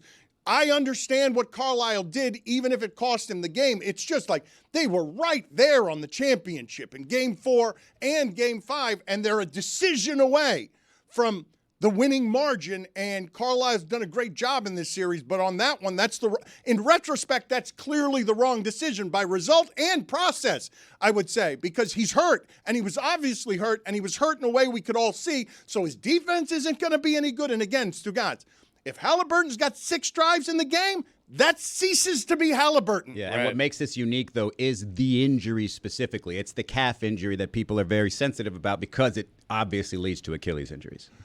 Tony Reali is now ready. He is poolside. South Florida is still buzzing on the cusp of a championship. Is anyone out there with you, or are you at the pool by yourself? Because I don't see buzzing. I don't hear buzzing. I just see you with sunglasses. Oh, no. And this is pretty good right now, but I got my man right here, Joshy. How are you? Josh is an enormous fan. Biggest you could ever hope for. Of what? What are we talking about? Yeah. Talking about the Florida Panthers on the cusp of a championship tonight. What's going through your mind right now? I think they're against the oil, right? The oil. That's it. He knows Puck. Who we're operating That's what against. Puck knows call him. Yes, you know Puck. All right, so since you know Puck, third line of the Panthers, really, what are you expecting from them? Whoa, that's a hard question. Is that the one with Chichuka? Oh, okay, so Barkey is where you want to go. Barkov, yeah. Kachuk. X Factor, right? Okay, yeah, Kachuk. Okay, yeah. So you're here in Miami, and you're visiting, and you're from? Lake Havasu, Arizona. Wonderful. And that's already like a vacation spot. And now you go to Miami for more vacation because that's your life. Cannot get enough sun. What makes you positive? My wife. Yes. Life, Yeah. job. I get to come to Miami and talk hockey, which is my favorite sport of all time. Have you ever been to a hockey rink? I have, yes. Have you ever been on ice? No, I have no balance. See, so this is with the Dan Le Batard Radio Show, and they want to talk to as many people who breathe and live and sleep Florida Panthers, because that's what I've been touring all of Miami, and I have found a grand total of about 2 people. Perfect. Well, I'm half of one of those 2. Dan, you want to ask Josh anything? His career with the Saints, when Jeremy Shockey caught all those passes as a New Orleans. He thinks you look like Jeremy Shockey, a Miami Hurricane tight end, who then it became a. Shockey is. You know Shockey? Yeah, football. I know a little bit about Okay, football. you a Cardinals fan? No, I'm a Seahawks fan. All right, Tony, I have a question. Tony, I have a question for him. All right, Stugotz is with us. Yes. I want to know, since he's a big football fan, how does he feel about Michael Vick? Wants to know. Mike, how do you feel about Michael Vick? Them damn dogs. I mean. All right, yeah. So now we're going. Okay, excellent. This is the. Okay, all right. This is stupidity is what we would describe this as. But you don't sense that this city is ready to explode with the championship. This city is already pretty crazy from what I've experienced. So Yeah. if they win tonight, is it in Florida tonight? Yeah. Will you try to seek out the party the Panthers are out? Probably not, but I'll get close to it. Okay, yeah. We're looking for proximity to party right here. That's what we're doing. Okay, today. it looks like a good Dan, party. You found it. Yes, be careful. I remember when he was at in Vegas at a pool party one time. They said it was dehydration. It didn't seem like it was He's dehydration. still saying you look like Shockey. he thinks you look like Jeremy. Okay, Shockey. we're moving on. Yeah, See you later, Tony. We'll check Thank back you. in with you. Keep All looking right. for Panther fans. This is Mission Impossible, man. I don't know what you sent me on. No, it's a big night in South Florida. The championship. Big night. We Big night flew in you South in. Florida. We flew you in with a big expense account you. to go offer tuition to people if the score is 9-0. We'll check back in with you. One of the things we haven't talked about today, though, Stugotz, and we've erred in not doing so. Jonathan Zaslow lost a monster bet last night. Oh, yeah. And he's got to come in here, I believe, soon with a hair system of some sort and not be able to tell anybody that it's a hair system. He's not going to be able to cover that big surface area of baldness with a backward cap either. He's got to keep kayfabe. Now, we're researching hair systems. Like I said, I take this very seriously. Hell, I want him to take a consultation. So he's scheduled for tomorrow because tomorrow's, the recap of Game 6. Don't think we're going to have a system in place in time that we feel good about. But for the remainder of the summer, we're going to have several options presented for Jonathan Zaslow, and he must not call attention to it. He just puts on his hair system in the morning, comes into work, and he just handles business. It's going to be funny. He can't mention it, talk about it with anybody. Stugotz, Now, what is your appetite in terms of budget here? Because I really want something that's convincing. They're expensive, man. Yeah, like if you want the Ravi collection, it's going to cost you a couple hundo. If you want the Self collection, we're talking about something even I more. want una peluca from La Casa de los Trucos. I want just There's got to be like one low rent option that's just obvious. a wig. There's So a the dude Ravi. there's a dude that works valet downstairs, and it's one of the worst things I've ever seen. I can just pull it off. Oh of my his. God! Did you see that guy? Oh my God! You know what I'm talking about? I know exactly This what you're this talking take kills with just us two. It doesn't help visually either. Man, Then I we hope don't know what he looks like. maybe one day Reali's going to be doing his thing for us, and you can just catch him like on the periphery. And I'll be like, "That's a guy." You'll know it when you see It's it. a double take. You're like, Yeah. Also, like if you're going to do that, you can't go jet black. Even Ravi's learned that's touch a the gray. move. Yes, you have to, right? That's the move. That's a bad loss for Zaz. It was an unfair bet. He had to go over 50.5. Shea Gilgeous-Alexander points, rebounds, and assists when he'd only done that a couple of seasons. That He was accepted a it. terrible bet. He didn't even hit the original number. Terrible? I mean, excuse me. This is thousands of dollars for these 2 tickets. You got to want to earn, got to want to learn, or something like that. We will see what the appetite is for a budget to make Zaslow look ridiculous because he lost that bet last Well, he night. already looks I'm ridiculous. planning on him to look good. The ridiculous This is part, to help him out. The ridiculous part is him not being able to admit that he has a system in place. Like, no, I want Zaz to look great. I'm going to do him a great service here. I have a number of things that I want to get to here with Billy that I have failed to get to over the last couple of days. He's developed a new fondness for hotel safes that I did not I want one at realize my house. he had. Where did this come from? Like A hotel. No, I got it. The but safe in the hotel. Where did what happened? What was your experience with a hotel safe that makes you want to? And by the way, Kevin Durant, Stugotz, averaged 26 points a game last year on 53% shooting. Jalen Brunson averaged 26 points a game on 48% shooting. Left turn. We were talking safes. Yeah. I'm just updating you. Durant's had his chance to come to the Knicks. He chose the Brooklyn Nets. I don't want him. I don't care. You said left turn. Right. Vroom, vroom. No, I don't want to talk. I don't want to talk Gearhead. gearhead. There's a No. big race in Mexico, Dan. You want to see the Joseph Newgarden? They had race? windshield No, wipers. I want to understand why Billy fell in love with the hotel safe, how he's using it, why he wants one in his house. Put it on the poll at Le Batard Show. Would you like a hotel safe in your house? Well, because I just put my phone in it. I woke up, I checked my phone, and then I put it in the hotel safe, and then I disappeared for 8 hours or whatever amount of time I was gone, and then I came back and I checked it after the kids were asleep, and I was very happy. Just putting my stuff in a hotel safe, not having to check my phone anymore. So just not having the phone is what made you That happy. really Yes, is what right. it is. So it's not about Yeah. the safe at all. It has nothing to do with the safe. All you needed to do was get away from your The phone phone for could a have couple of hours. phone could have stayed in the room, just on the bed. No. You got to put That's it in not the safe. safe because the safe adds a level of inconvenience that you then need to go and you need to put in the Some code. work. Yeah, Yeah, you have to get right. up and you have to go enter the code and then open it, and then if the door's slightly it's a whole thing. It makes it inconvenient. I want to inconvenience myself to get off my phone. But don't all these housekeepers have the ability, like at the end of a stay, to reset these? Like the people you're trying to keep them from have access to this safe. If I'm they pretty want it. sure, yeah. That I think you just do like 0000 or something like that, and it just opens and you reset the safe. I've done it on a cruise before where I broke and they come in. They have this like little magnet thing. They just put up to it and boom, it opens. Oh, if they want your stuff, they're taking your stuff. Yeah, no doubt yeah, about it. Yeah. 100%. So put these on the poll, please. Is your stuff safe in a hotel safe? So is a hotel safe is how I want that to read on Twitter. Is a hotel safe at Le Batard Show? Also, do you feel a little richer if you put stuff in there, right? Because I like looking around. I did this first time on a cruise. I'm like, what do I need to put in the safe? I'm like, well, wait a second. This little gold chain is probably, my AirPods is probably good. And you just start putting stuff in there. Yeah. And then when you get back and you open it up, it's like, wow, look at all these valuables I have. They also can fit everything. Right. Like it seems like it's an endless. Like it looks small, but if you go, I don't know where. It has like a black hole. You just can put everything in there. You can put a computer in there. You can put in an iPad, a laptop, your phone, your weed. Yeah, I was going to say drugs. I was going to go harder than weed. Really? It's never good when you got to spray that thing down after. At Le Batard Show, please. Do you feel wealthier when you put things in a hotel safe? And also, I guess since we're getting carried away, when you get your AirPods out of the hotel safe, do you feel like it's a treasure chest? Because I really don't understand what Izzy is doing, or Billy for that matter, because, What do you mean? Just you don't need the safe to be away from your phone. No, I do.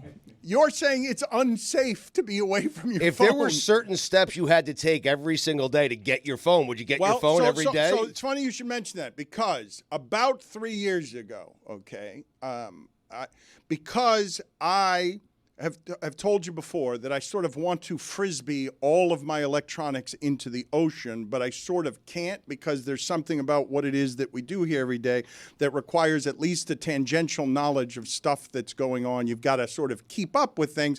And I've felt what Billy is feeling, where I get relief from putting my phone somewhere and then dread coming to it 8 hours later, because I know what's going to be on there, and I'm going to be behind again. And my wife, 3 years ago, bought a glass case, and I don't know how popular these are, but it's basically addiction proof. It's a glass case that locks, and you put your phones in it, and you can't get back at the phones until it's an inconvenience every time. Sounds like a hotel safe. It's kind of like that, but I've never used it, right? She bought it 3 years ago, and I have not used it one time, but there is a glass case in our house that is basically trying to wean people off of the addiction of social media. It was a good purchase by her that I've never used. It was a bad purchase. I don't understand how it's used. Like, is there a timer? Does it lock? Is it one of those trap doors where what if I just want to break the glass? What if you actually have an emergency? Yeah. I don't know how it works. It sounds because like I've it's just a never box used with it. a lock.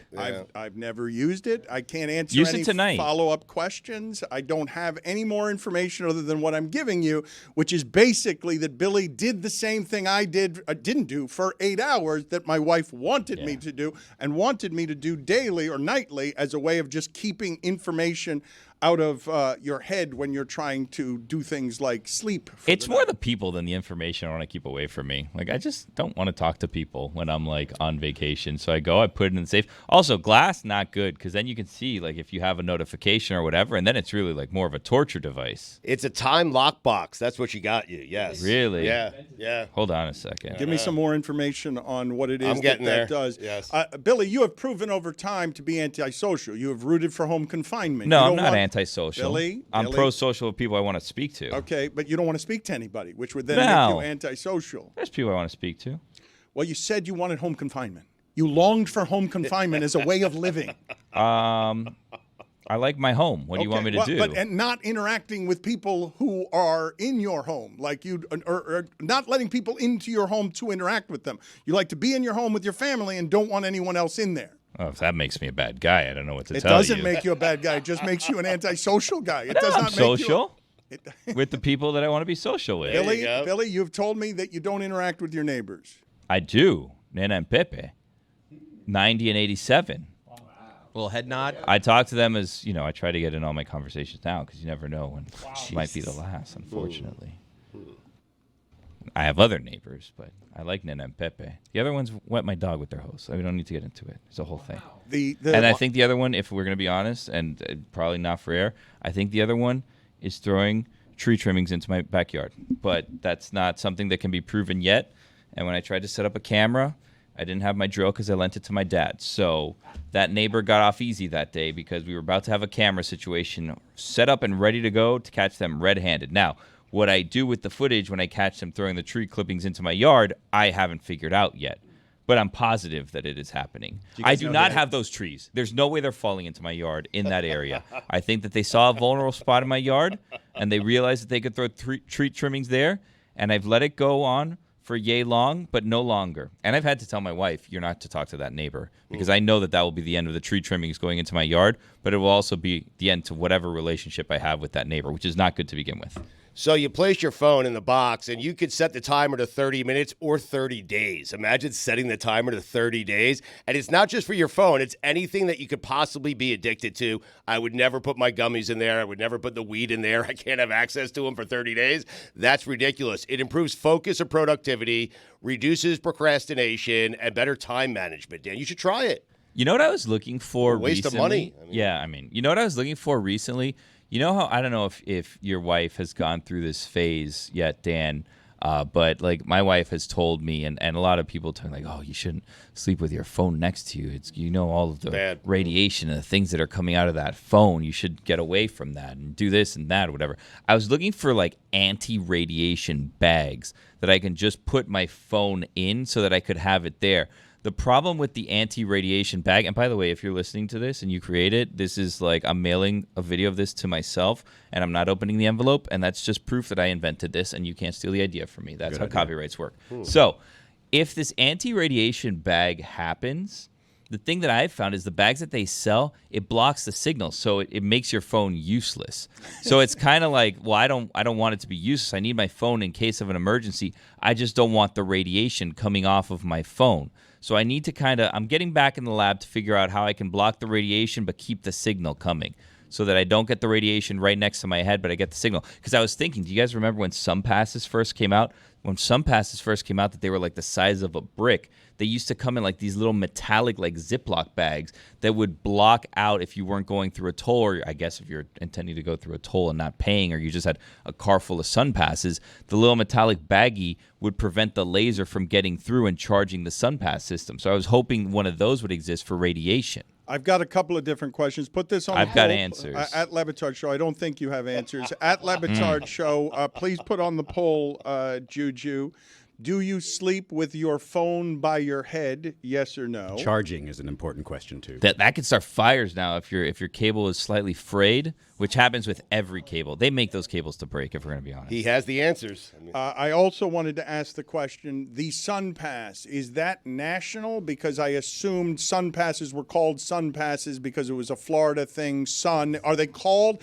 Sun Passes may have their equivalent in other Toll states, passes. but are they called Sun Passes in every state? Do people know what Sun Passes are, or is that just Florida? They're just toll passes. They're just different names in different areas, but they're toll passes. Yeah, there's a Easy Pass, and sometimes the Sun Pass works in other states. They have a partnership with it. But is it called a Sun Pass because the Sun Sunshine Pass State. is in Florida? I think so. And then Sun's everywhere. Believe so. I understand the sun's everywhere. I got Thank answers for you. do In have South answers. Carolina, it's called the Palmetto Pass. There you go. Give me all the different names if you don't mind. There's some of those, by the way. I just had to buy a new Sun Pass because my car got totaled, and I had I had the sticker on it, right? So I had to take the sticker off of the Sun Pass. But once you take off the sticker, you can't move the Sun Pass from place to place. So I decided, just in case another car gets totaled, I'm going to buy the little transponder, slightly pricier, but more convenient if your car gets totaled or if you have a rental or whatever. You can just take it off, put it here, put it there.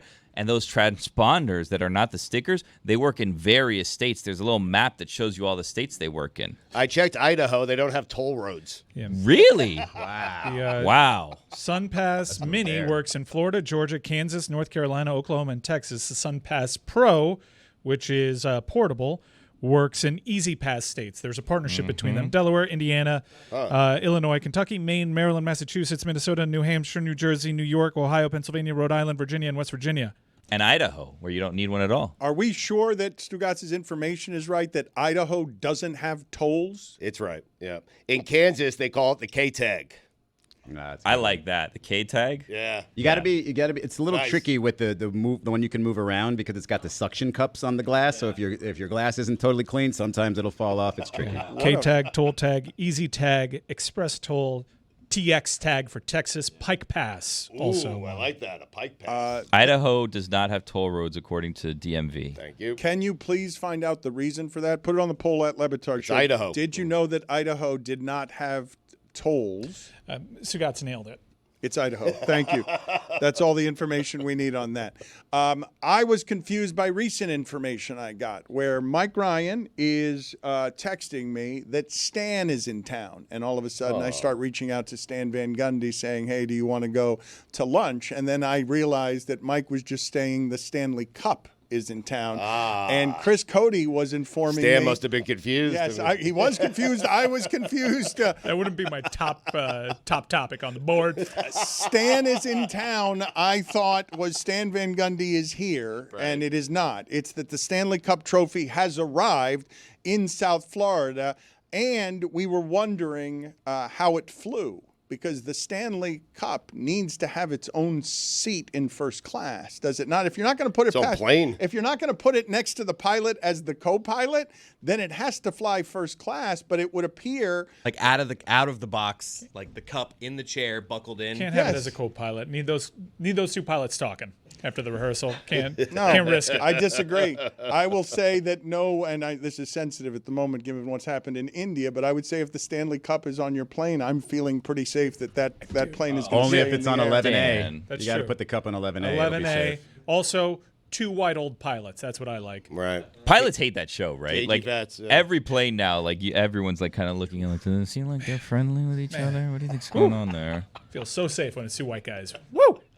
All I'm saying is that I know this Fort Lauderdale airport like the back of my hand, and that looked like the normal baggage pickup. And it's just like I would expect that to fly private, to be like the way you see celebrities coming off private jets. That's what I would imagine the cup to be doing. I'm reading now. It is checked in like regular baggage. That's crazy. I know, You nuts. could just go take anything from baggage claim if you wanted to. Thank you, Billy. Talk about the worst security in the world. Everywhere else in the airport, you got to go through all these bells and whistles, but you get the baggage claim? No, take any bag you want. What happens if that guy has to go to the bathroom and Phil, whatever his name is, has to Pritchard. go to the bathroom all of a sudden, and then someone says, you know what, that looks like my case where I carry my own Stanley Cup replica. And then whoopsie daisy, they take the actual Stanley Cup and only the replica remains. Or Phil opens it up and boom, there's a bassoon in there.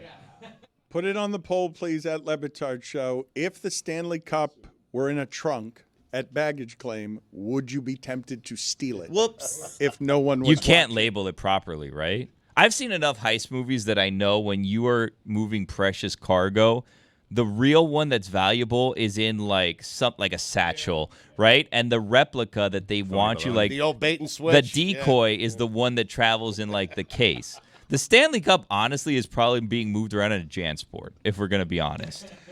I am convinced that post I have answers. Post 50 years Really old, does. that Stugotz is only interested in the Well, history didn't happen scenarios 50 years ago. where he can get his phrase, the old bait and switch out there.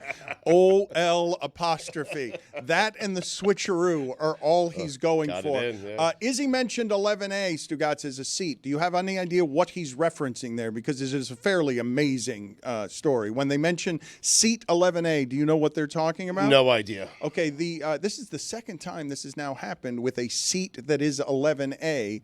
The plane that went down in India had only one survivor. And I don't know how that person survived. It doesn't make any sense to me how that person survived when everyone else dies. Like, I don't understand the math of it. I don't understand the physics of it. I don't understand how there can only be one survivor. But twice this has now happened with plane crashes where the person in 11A, and I think it was the previous time that this happened, that story involved someone changing seats before the flight to get into seat 11A to survive a flight. I saw the person interviewed. The person was interviewed in English, and the face was busted up, but looked otherwise fine. Like, didn't... He got up. He walked away from the airplane crash. The things that I've read about that previous to this plane crash is where you want to sit based on any sort of models on crashes is not too far up near the cockpit or first class area. You want to be in the area in front of the wing, but not too far up near the cockpit of the plane. The first and that's couple exactly rows where past 11A was. the first couple rows past first class is what. So put it on the poll at Le Batard Show. Are you now more inclined to want to sit in seat 11A on an airplane? On every flight. If I'm an airline, I'm raising the prices just for 11A. Make that a second first class. Make it higher than first class. I feel like you just make it a throne. You have to bid on serve, it. Serve prime rib at just 11A. I think if you pay for 12A and then if it's the fan, you just kind of like push your hey. And you have to take a I'm coming on physical this to make row. sure you're in decent shape, right? Because you don't want to be weakling and then all of a sudden you just die Scoot over. because the plane shook a little bit. Scoot over 11A. I'm squeezing in. Chris, are you alleging that the cup does indeed fly the equivalent of Coach because they just throw it in there with all your grandma's clothing? I'm telling you that I've picked up my bag from that exact conveyor belt. Yeah. And that looks like the standard pick up your luggage at Fort Lauderdale. And I just can't believe Ethan was out here being like, it's a photo op. It flew private and then they brought it over to this thing. I'm like, why would You they guys do that? need to stop listening to Ethan, putting him on microphones or repeating anything he says on the air. What's wrong with Ethan? He's got good hockey information. Right. I mean, Dan's trying to be helpful, though. So am I to believe that next year, because if the Panthers win, actually, hold on a second. Dan, your wish of the Panthers losing on purpose might present a great opportunity. We could we could steal the Stanley Cup. Like if we know that it just flies regular, all we need to do is check the flights that are headed into Edmonton if the Panthers lose tonight, and then just hang out in baggage claim. Figure out where Phil's traveling from. It's from Fort Lauderdale, more likely than not, right? Just because of proximity to the stadium. And then just look at all of the flights that are leaving from the Fort Lauderdale area that are headed towards Edmonton. And you could time it out and just wait in baggage claim in Edmonton and steal the Stanley Cup. You want to bring a box of your own so you can deny. Yes. I thought that was right. Put a couple stickers on The it. old switcheroo, as Stugotz said. Yeah, you go into the. I wouldn't say that anyone should do this, but you go in with your replica case, fill it with a bunch of bricks or whatever. This is. We're gonna need a crew. There's probably at least a 2-man job because you need someone that's distracting Phil to delay his arrival towards baggage claim, Right. where you make the old switcheroo. Now, I'll tell you that Phil, the keeper of the cup, does work with the airlines to ensure that it gets to his hands and his hands only. That is sitting on like a luggage corral that I'm seeing right there. That photo has it just sitting there out in the open for the taking, upside down even. Billy, I just question whether the satisfaction would be the same if we stole it instead of won it. What do you mean? Like if we just steal the cup and we're on the run Cup's with a it. cup. Oh no, there's a black market for the Stanley Cup know we're gonna without have a the doubt. same Without a doubt, there's a black market for the Stanley Cup. You McDavid could would move pay the you a cup. lot for it. Yeah. Hey. Look at, but also, by the way, I would like to say, I don't know what airline that was, if you see the luggage tag or whatever, but that clearly has multiple fragile stickers on it, and it's upside down. Like, they are not taking care of that bag the way that it was instructed to be taken care of. Billy, Yeah. I don't think you know how black markets work. What do you mean? You can't sell stuff that is one of a kind. Yes, you that is- can. That is stolen. There's always, I don't think you understand how black markets work. That's right. exactly how they All work. the stolen stuff is There's on the black always market. a buyer. Yeah, that's how you move art pieces that are stolen. There's always a buyer on the black market. Dan's only been to white markets. Dan, you love documentaries. I will tell you, there's a documentary series that's out on Netflix now that it's about stealing the world's biggest diamond out of this, I think it's called like the Millennium Dome or something in London. It's 3 episodes. It's a quick watch. Like They know how to 40 get minutes you each. in. And they were trying to steal the largest diamond in the world. And there was a buyer waiting. I'm not going to tell you how it ends, but there was a buyer waiting. That's how the black market works. There's always a buyer. I don't know how you find the buyer. I don't know how you access the black market. But if you have something that's one of one, there's someone on the black market that's willing to pay top dollar-ish for it. He really has the answers, man. I mean, Can one of you please look up for me? When I was in Norway for the Olympics, while I was there in Oslo, someone stole the Scream painting, the famous Scream painting. And it's not something you can resell. You guys know what On I'm the black talking about market when I it say is. The dark web. Look up for me, please, what happened after that was stolen and how difficult it is to sell something like that everyone knows is stolen. You've seen the movies. It's some rich collector somewhere. He's got the piece of art in his bedroom that only like maybe 5 people in the world will ever have access to, and it's just a showpiece. Yeah. You just can't tell anybody Pierce about it. You sign Brosnan's an on the NDA when phone you walk with in the him. door. But you What a need to great have scene. you need the buyers lined up before you pull off the heist. Because if you do it without the heist, then they know that there's a desperation for you to move it, and then the price goes down. You need the buyers in advance. More than one buyer, obviously, is the prime situation, because then you have them outbidding each other. So when you tell your friends, hey, Stan is in town, they know what that means. Mm-hmm. There have been 10 to 50 high-profile, that's quite the range, but The Guardian did a piece on this, 10 to 50 high-profile cases of famous original pieces of work replaced by a fake because the original was stolen. In fact, it is estimated in this article that hundreds to the low thousands aren't the actual original piece because the original piece was stolen and then replaced by a fake. Isn't that what happened in the Mr. Bean movie, right? Where Whistler's mother was stolen and they ended up replacing it just with like a Zagak. poster from the gift shop. Spoiler alert if you haven't watched the Mr. Bean movie. But they just use a replica from the gift shop. No one knew the difference. In fact, the Uzbek State Art Museum employees sold originals and replaced them with fakes for over 15 years. I keep seeing the Michael Cera movie being shoved down my throat. What is it like? There's a new movie coming Superbad. out. The Phoenician something. You guys know what movie I'm Yeah, talking about. isn't that a Wes Anderson Yes, movie? Michael Cera is just knocking off Mr. Bean in that. Okay, Have you seen that in the preview? No. It's just Michael Cera playing Cera. Mr. Bean. It's Michael Cera that they're pushing down your throat. Javier Bardem is in. Oh no, I'm sorry. It's Benicio del Toro in that movie. I saw, since you mentioned Billy, documentaries and my love of documentaries. I've been on a scam documentary spree, just people who are scamming stuff, and see if you can look up the title of this for me, because he went by Jace, but the name of the movie is Who the Bleep Is, and I've forgotten the person's name because it was Jace something, and then it became a different title. But that person was such a con artist, and I wonder what you do here. This is spoiler alert Tuesday. Is that what this is? That's tomorrow, but we'll do it early. It's fine. Today's Shirt Tuesday. Oh, no, today's not Shirt Tuesday? Okay. What? It's Spoiler Alert Tuesday. How sure are you Am on I supposed to take off my Jace? shirt? Well, Jace is the name that it's not in the title as Jace, but he went in the movie by Jace, and the title of the movie is like Jack something because his name is not actually Jace. But the thing that he did as a con man that was funny and should have been obvious to the women is when he gave the woman that he was dating as a gift 3 women's watches on the same day. Watches. None of them in boxes, None of them in gift wrapping. They were simply stolen. He didn't give her one. He gave her 3. And after 3 years of unrelenting fraud, she confronted him, having found out that he was fraud. And he just looks at her and said, and?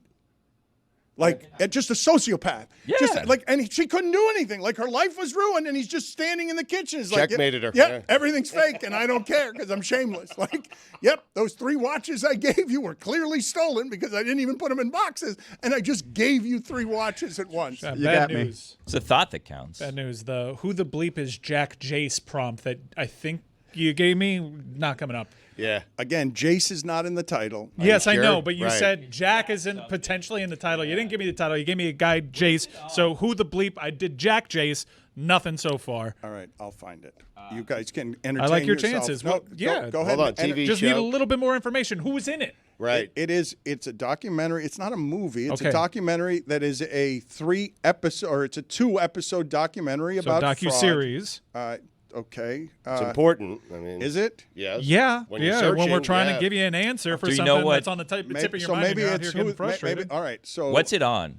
Okay, Start with so that it's one. Who the Bleep is Jason Porter. It's a rom-con. Rom-con is what it's called. So not Jack, Jason Porter. ROMCON. Who the Bleep is Jason Porter. Yeah, rom-con, who the bleep is Jason Porter. Got it. Okay. And so coming up now, yeah. Thank you. I'm glad you guys were able to find that on the internet with all the clues that I gave you, Yeah. and then I had to look it up and find it on my own phone instead. Well, so I mean, come on. Yeah, no, I didn't What are give you. what I are we know. doing? I didn't Who give the you. bleep is Jack Jace? I didn't give you enough information. I know. I had to give you more. I found it in seconds, but I had to give you more. I know. Love a That's good how that works. rom-con. That is a good title. I like it. What do you do if someone's been a fraud in your life for 3 years? They're standing in your kitchen. You confront them, and they're like, and? Yeah, you host a radio show with him for 20 years. Hey. That's what you do. It's such a And then you gangster. subscribe to God Bless Football. Thank you. And stupidity. Yeah, what's that web handle? StuTube. StuTube. Yes. YouTube.com/@Stugotz790. You're good. Subribe. Subribe. You guys, he said that out loud. That wasn't in your ear. I've never felt older. You can't tell the difference. You haven't? As if not knowing your own YouTube handle didn't do it for you? It's Taylor's show. How about Jack Jace? The fraud genre in documentaries is great, and it's challenging the murder documentary. Put it on the poll at Le Batard Show. Is the fraud documentary genre challenging the murder documentary genre? Because the shamelessness of this stuff is what grabs you. I would love to see the look on my wife's face if I tried to give her 3 watches that didn't have gift wrapping on them.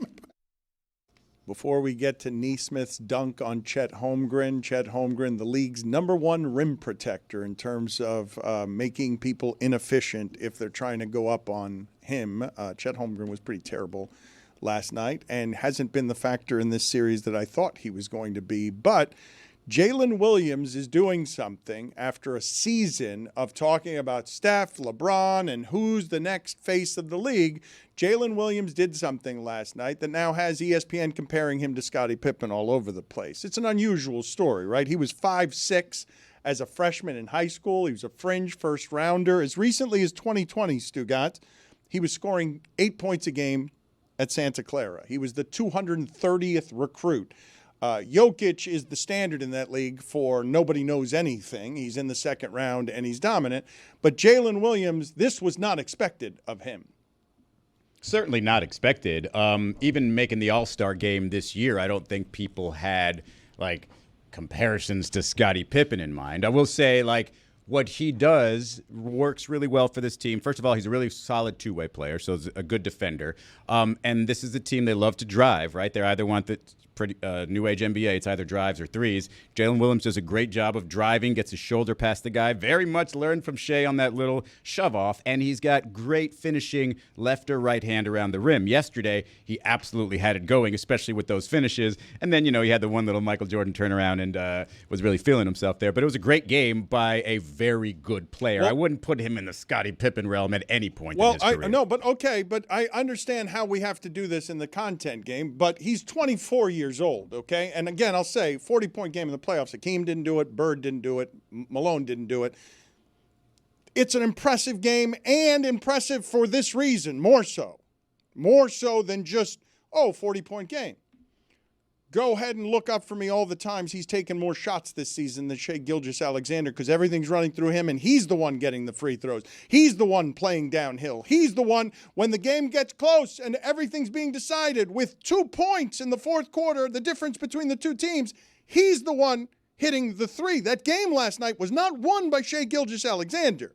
That game last night was won with their number 2 option being their number 1 option. And it's something that I don't think Carlisle or the Pacers could prepare for, because how many times is Jalen Williams going to take more shots in a game and get a higher usage rate than the MVP of the league? Well, that's the benefit of having the MVP of the league, right? You know defenses are going to spend all of their time, all of their energy trying to stop that person. At the very least, if they go isolation with Jalen Williams early on and he's got it going, they know he's not going to get the same level of attention as SGA. So if he's got it going, if he's efficient with it, that's a great option to have. And there's some teams that have a big three. Well, Shai is just so, all-encompassing that he maybe was a shadow over Jalen Williams, but he's a solid member of a big three if you throw in Chet Holmgren. It's not just a solid member. The reason that team is formidable for years to come, he's their 12th highest paid player at 24 years old. It's good value. Just put up a playoff game we never saw from Hakeem or Bird or Mailman. Mike, can you get me some more information on that screen painting that was stolen while I was in Lillehammer? So there are 4 screen paintings. Did you know this? I did not. It's like the Stanley Cup. There are many fakes around there so that no one steals the real actual one. So the real one, the one that's the most famous, is an 1893 version that was tempera and crayon on cardboard. Then there was another duplicate from 1893, all done by the same artist, crayon on cardboard, 1895 pastel on board, 1910 tempera on board. 2 of these versions have been stolen, not what is widely considered to be the original one. The original one has never been stolen. But in 1994, during the Lillehammer Olympics, the 1893 pastel on board version was stolen from the National Gallery. It was recovered a few months later. Also, in 2004, the 1910 version, on board, was stolen from the Munich Museum. From the Munch Museum. The artist had his own museum. And it was stolen right in front of people, like in broad daylight. As people were passing through the museum, they just took it away. But it was recovered 2 years later with some damage. I appreciate you looking all that up. I don't think we still have an answer to the question of how hard it is to sell something like that on the black market. Well, I mean, those are just the reports of the ones that they want to admit as well, right? Those are the ones that they recovered. There's obviously situations where if the real one was out there and was stolen, they're not going to tell you it's currently missing. We can't find it. He doesn't get this black market. He really doesn't. What happens on the black to. market stays on the black market. Right. It's like a good offensive lineman. Yeah. If you know it was sold on the black market, you're not good at your job. Yeah. You don't just go out there and brag about stealing it. You have had all the answers today, Billy, but you don't seem to have an answer to my question about whether or not the screen painting, after being stolen, was successfully sold. I'm definitely going to be put on a list for all this search. Yes, you are. How do I sell something on the black clearly market? it was sold, and they just put one of the replicas out there to now say, oh, look, we found it. Here it was. My dad was born in Cuba. I can't be doing this. I found it. We will stop looking for this information before we alert the authorities to malfeasance after Chris Cody has suggested, with Billy's help, that we just steal the Stanley Cup trophy. It's possible. It's literally going to be there for the taking. Well, but it's not going to be there for the selling. You can steal it and keep it in your house. You're not going to be able to get rid of it and get money for it. If you keep it in your house, you're an idiot. No, you just charge money to come to your house. You need to move it immediately. Look, here's the thing, right? You go out there, if you have the same case that has the bricks in it or the bassoon or whatever, it's a very easy, I grabbed the wrong, box. That's how you get out. That if they catch you walking out with it like, what? The Stanley it's a great Cup? trick. Oh, I Now- thought this was part for my band. Now that we see what the trunk looks like, you can get a replica Yes, trunk like that, correct. put it on the flight, and then take the wrong You one. guys are overthinking it. Replica trunks and different trophies. That complicates matters, gets you being caught. These people don't know what Phil looks like.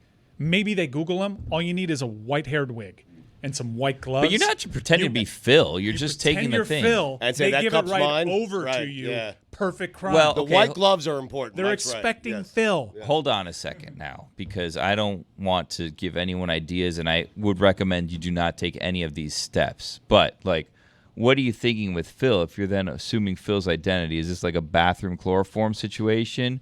Go in one stall, Phil goes in the next stall. All of a sudden, you walk out. You do the little. Yeah. You then have you like, walk out you have a as partner. Phil. You have a partner That's what distract I'm saying. him. You need a team Hey, of let me at take least a couple selfie. people. Yeah. The cup guy. Right. You just have like maybe 6 of your friends like, Yeah. selfie. So he's delayed on the way Honestly, to get to the Right. And then baggage Phil claim. wakes up hours later. This is realizes- probably Don't attack Phil. This is a 3-person job, probably, right? Because then you need the flight attendant with the Listerine. You put it in Phil's water, and then all of a sudden, Phil needs to go to the bathroom, which is the closest bathroom to the gate. That's where we have the fake thought Phil we in were there, gonna the old chloroform chloroform. Phil. You know you do, but that's how you get him to go to the bathroom. You can't just say, Right. "Hey, Yes. Phil, want to go with me to the bathroom?" Maybe Phil says yes, but there's a chance Phil says no. He doesn't want to go with you to the bathroom. He's just met you.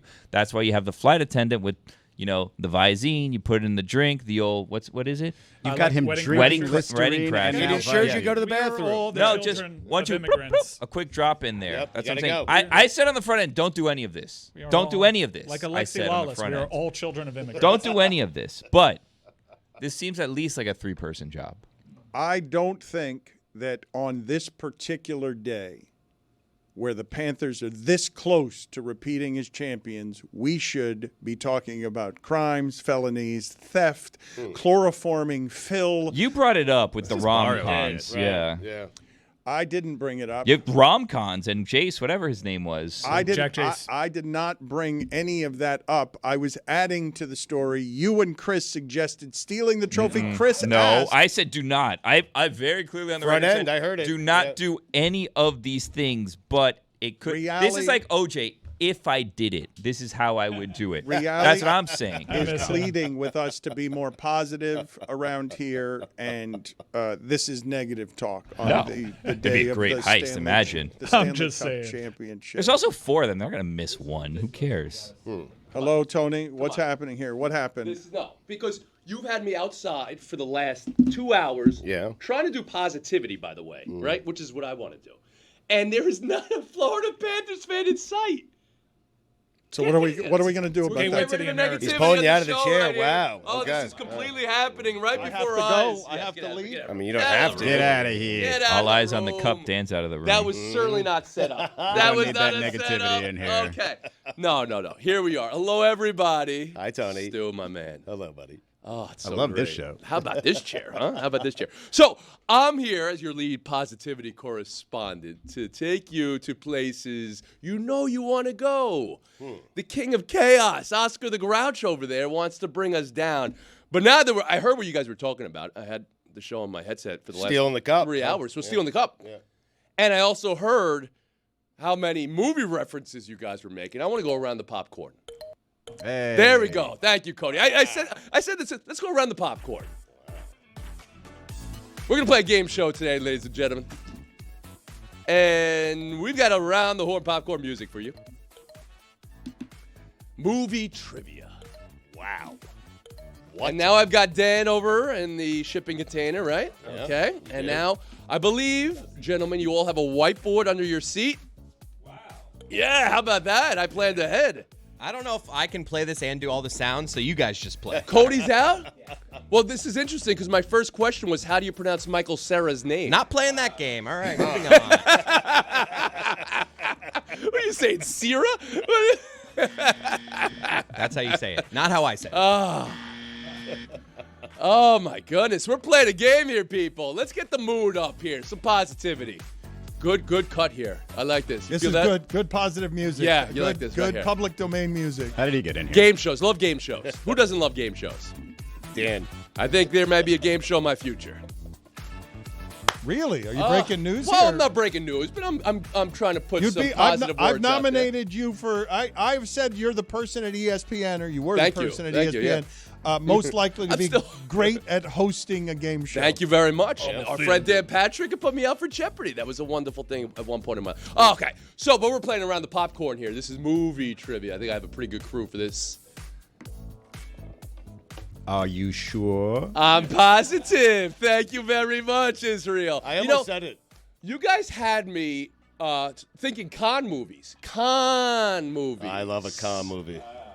From the conversation. So I don't know, Chris, if we have a little bit more dramatic sting for our first question here. This will be multiple questions. We may have 10, 12 questions. Wow.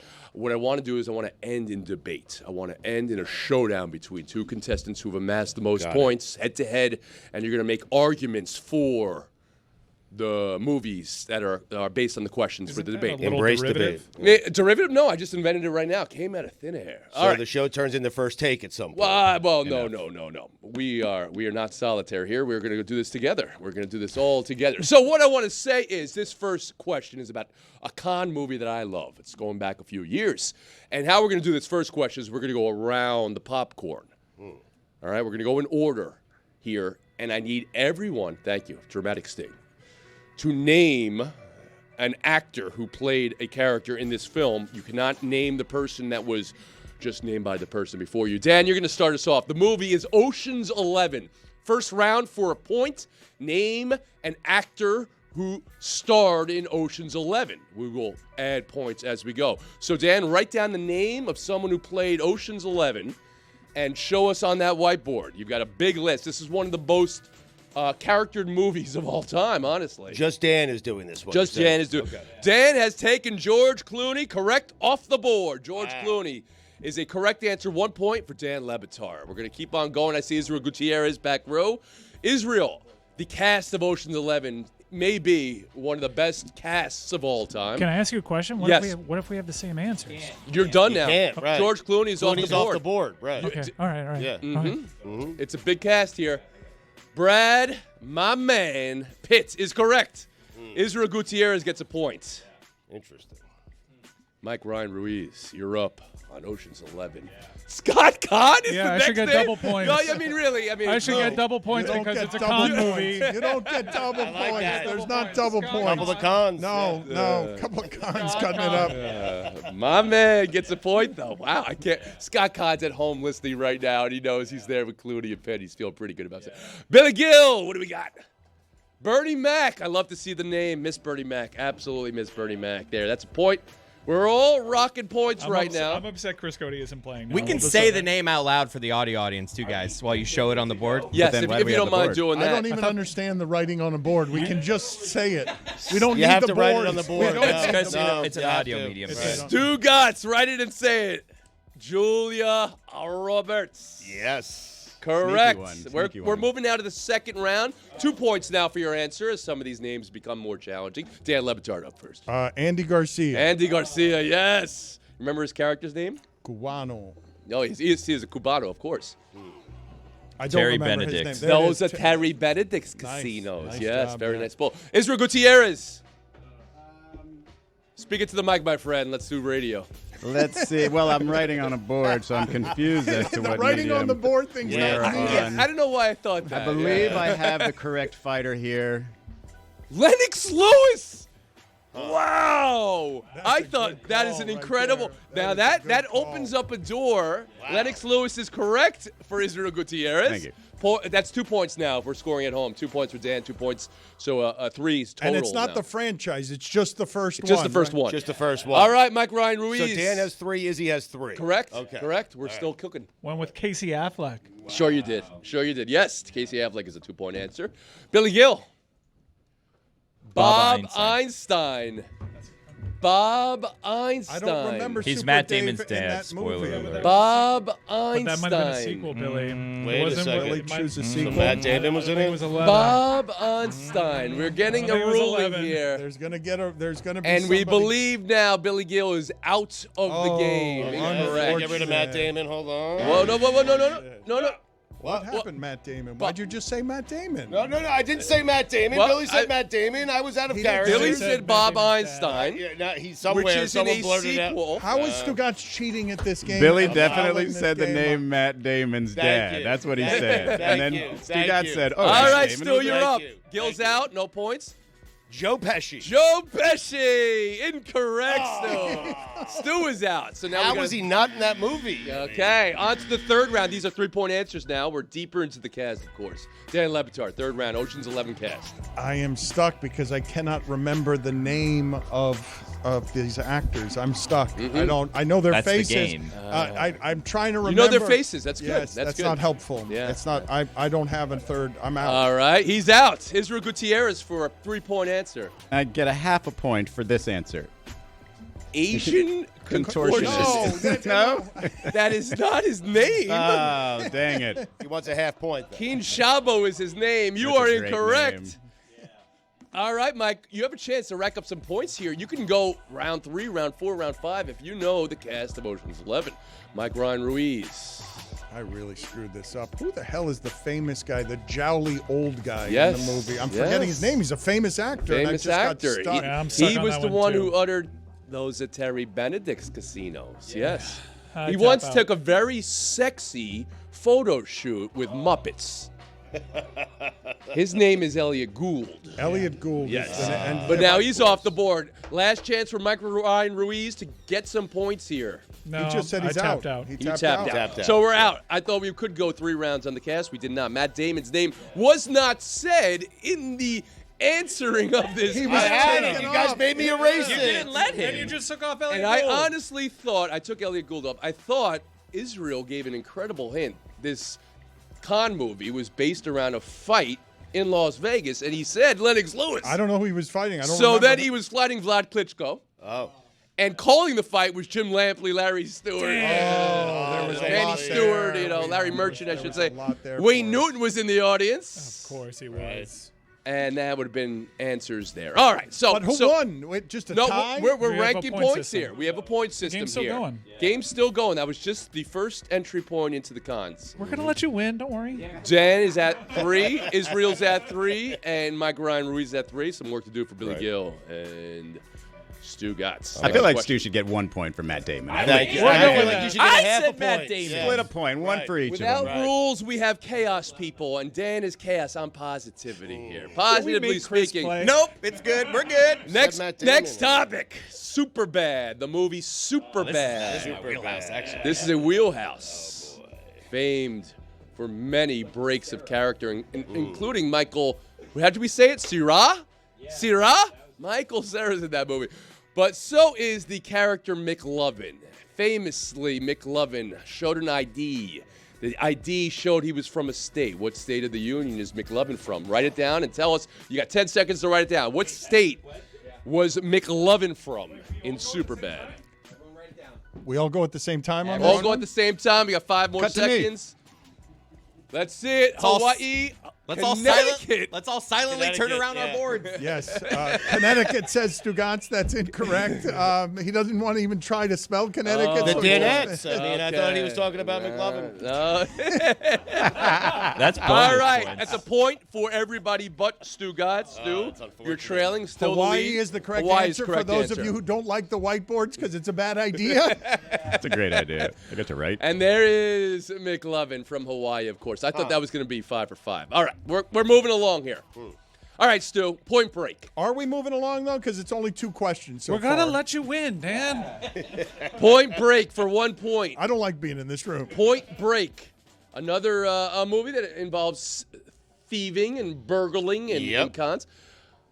In order to rob the banks, our thieves needed to wear presidential masks. A point for each, and there's 4 presidents you can name who were the masks in the movie Point Break. Stu, I'm counting on you. I geared this to you, Stu, to get some points. And we're going to, again, ask for a lot of whiteboard work. And please, let's take a round of popcorn look at Dan Le Batard's white. You're still thinking? Well, I'm still thinking, and I wonder if there's any penalty for getting them wrong because I got 2, but I just want to. Of course, there's a penalty. I for just getting want it wrong. to. Okay, so I want to guess other 2 because I only remember 2, so I'm only going to go these 2. Nixon and Reagan. Nixon and Reagan's correct. 2 points for Le Batard. Gutierrez. I've got Nixon, Ford, Reagan, and Carter. Nixon, Reagan, Carter, correct. Ford, incorrect. 2 points for Gutierrez. Reagan, Nixon, Johnson, Carter. Mike Ryan Ruiz is our leader right now. 4 points. Yes. Billy Gill. Nixon, Reagan, Carter, Johnson. 4 I for think Gill. he snuck in He that needed Johnson that. after cheating off of Mike. Hey, I feel. yo. Whoa, Hey, whoa, whoa. yo. Pencil. pencils up. And now Stugotz keeps writing because he's seen everybody's answers. Well, that's the advantage I get for going last. Still, what do we got? I Hold it didn't up. choose the order. I have Reagan, Carter, George Washington, and Nixon. That still got is it wrong. 3 of 4, but you lose 1 for GW, 2 points. I gotta wasn't stick that listening. We're Johnson moving in, dude. along. There we go. Who was the fourth? The fourth was Lyndon B. Johnson. Yes. Wasn't really a president.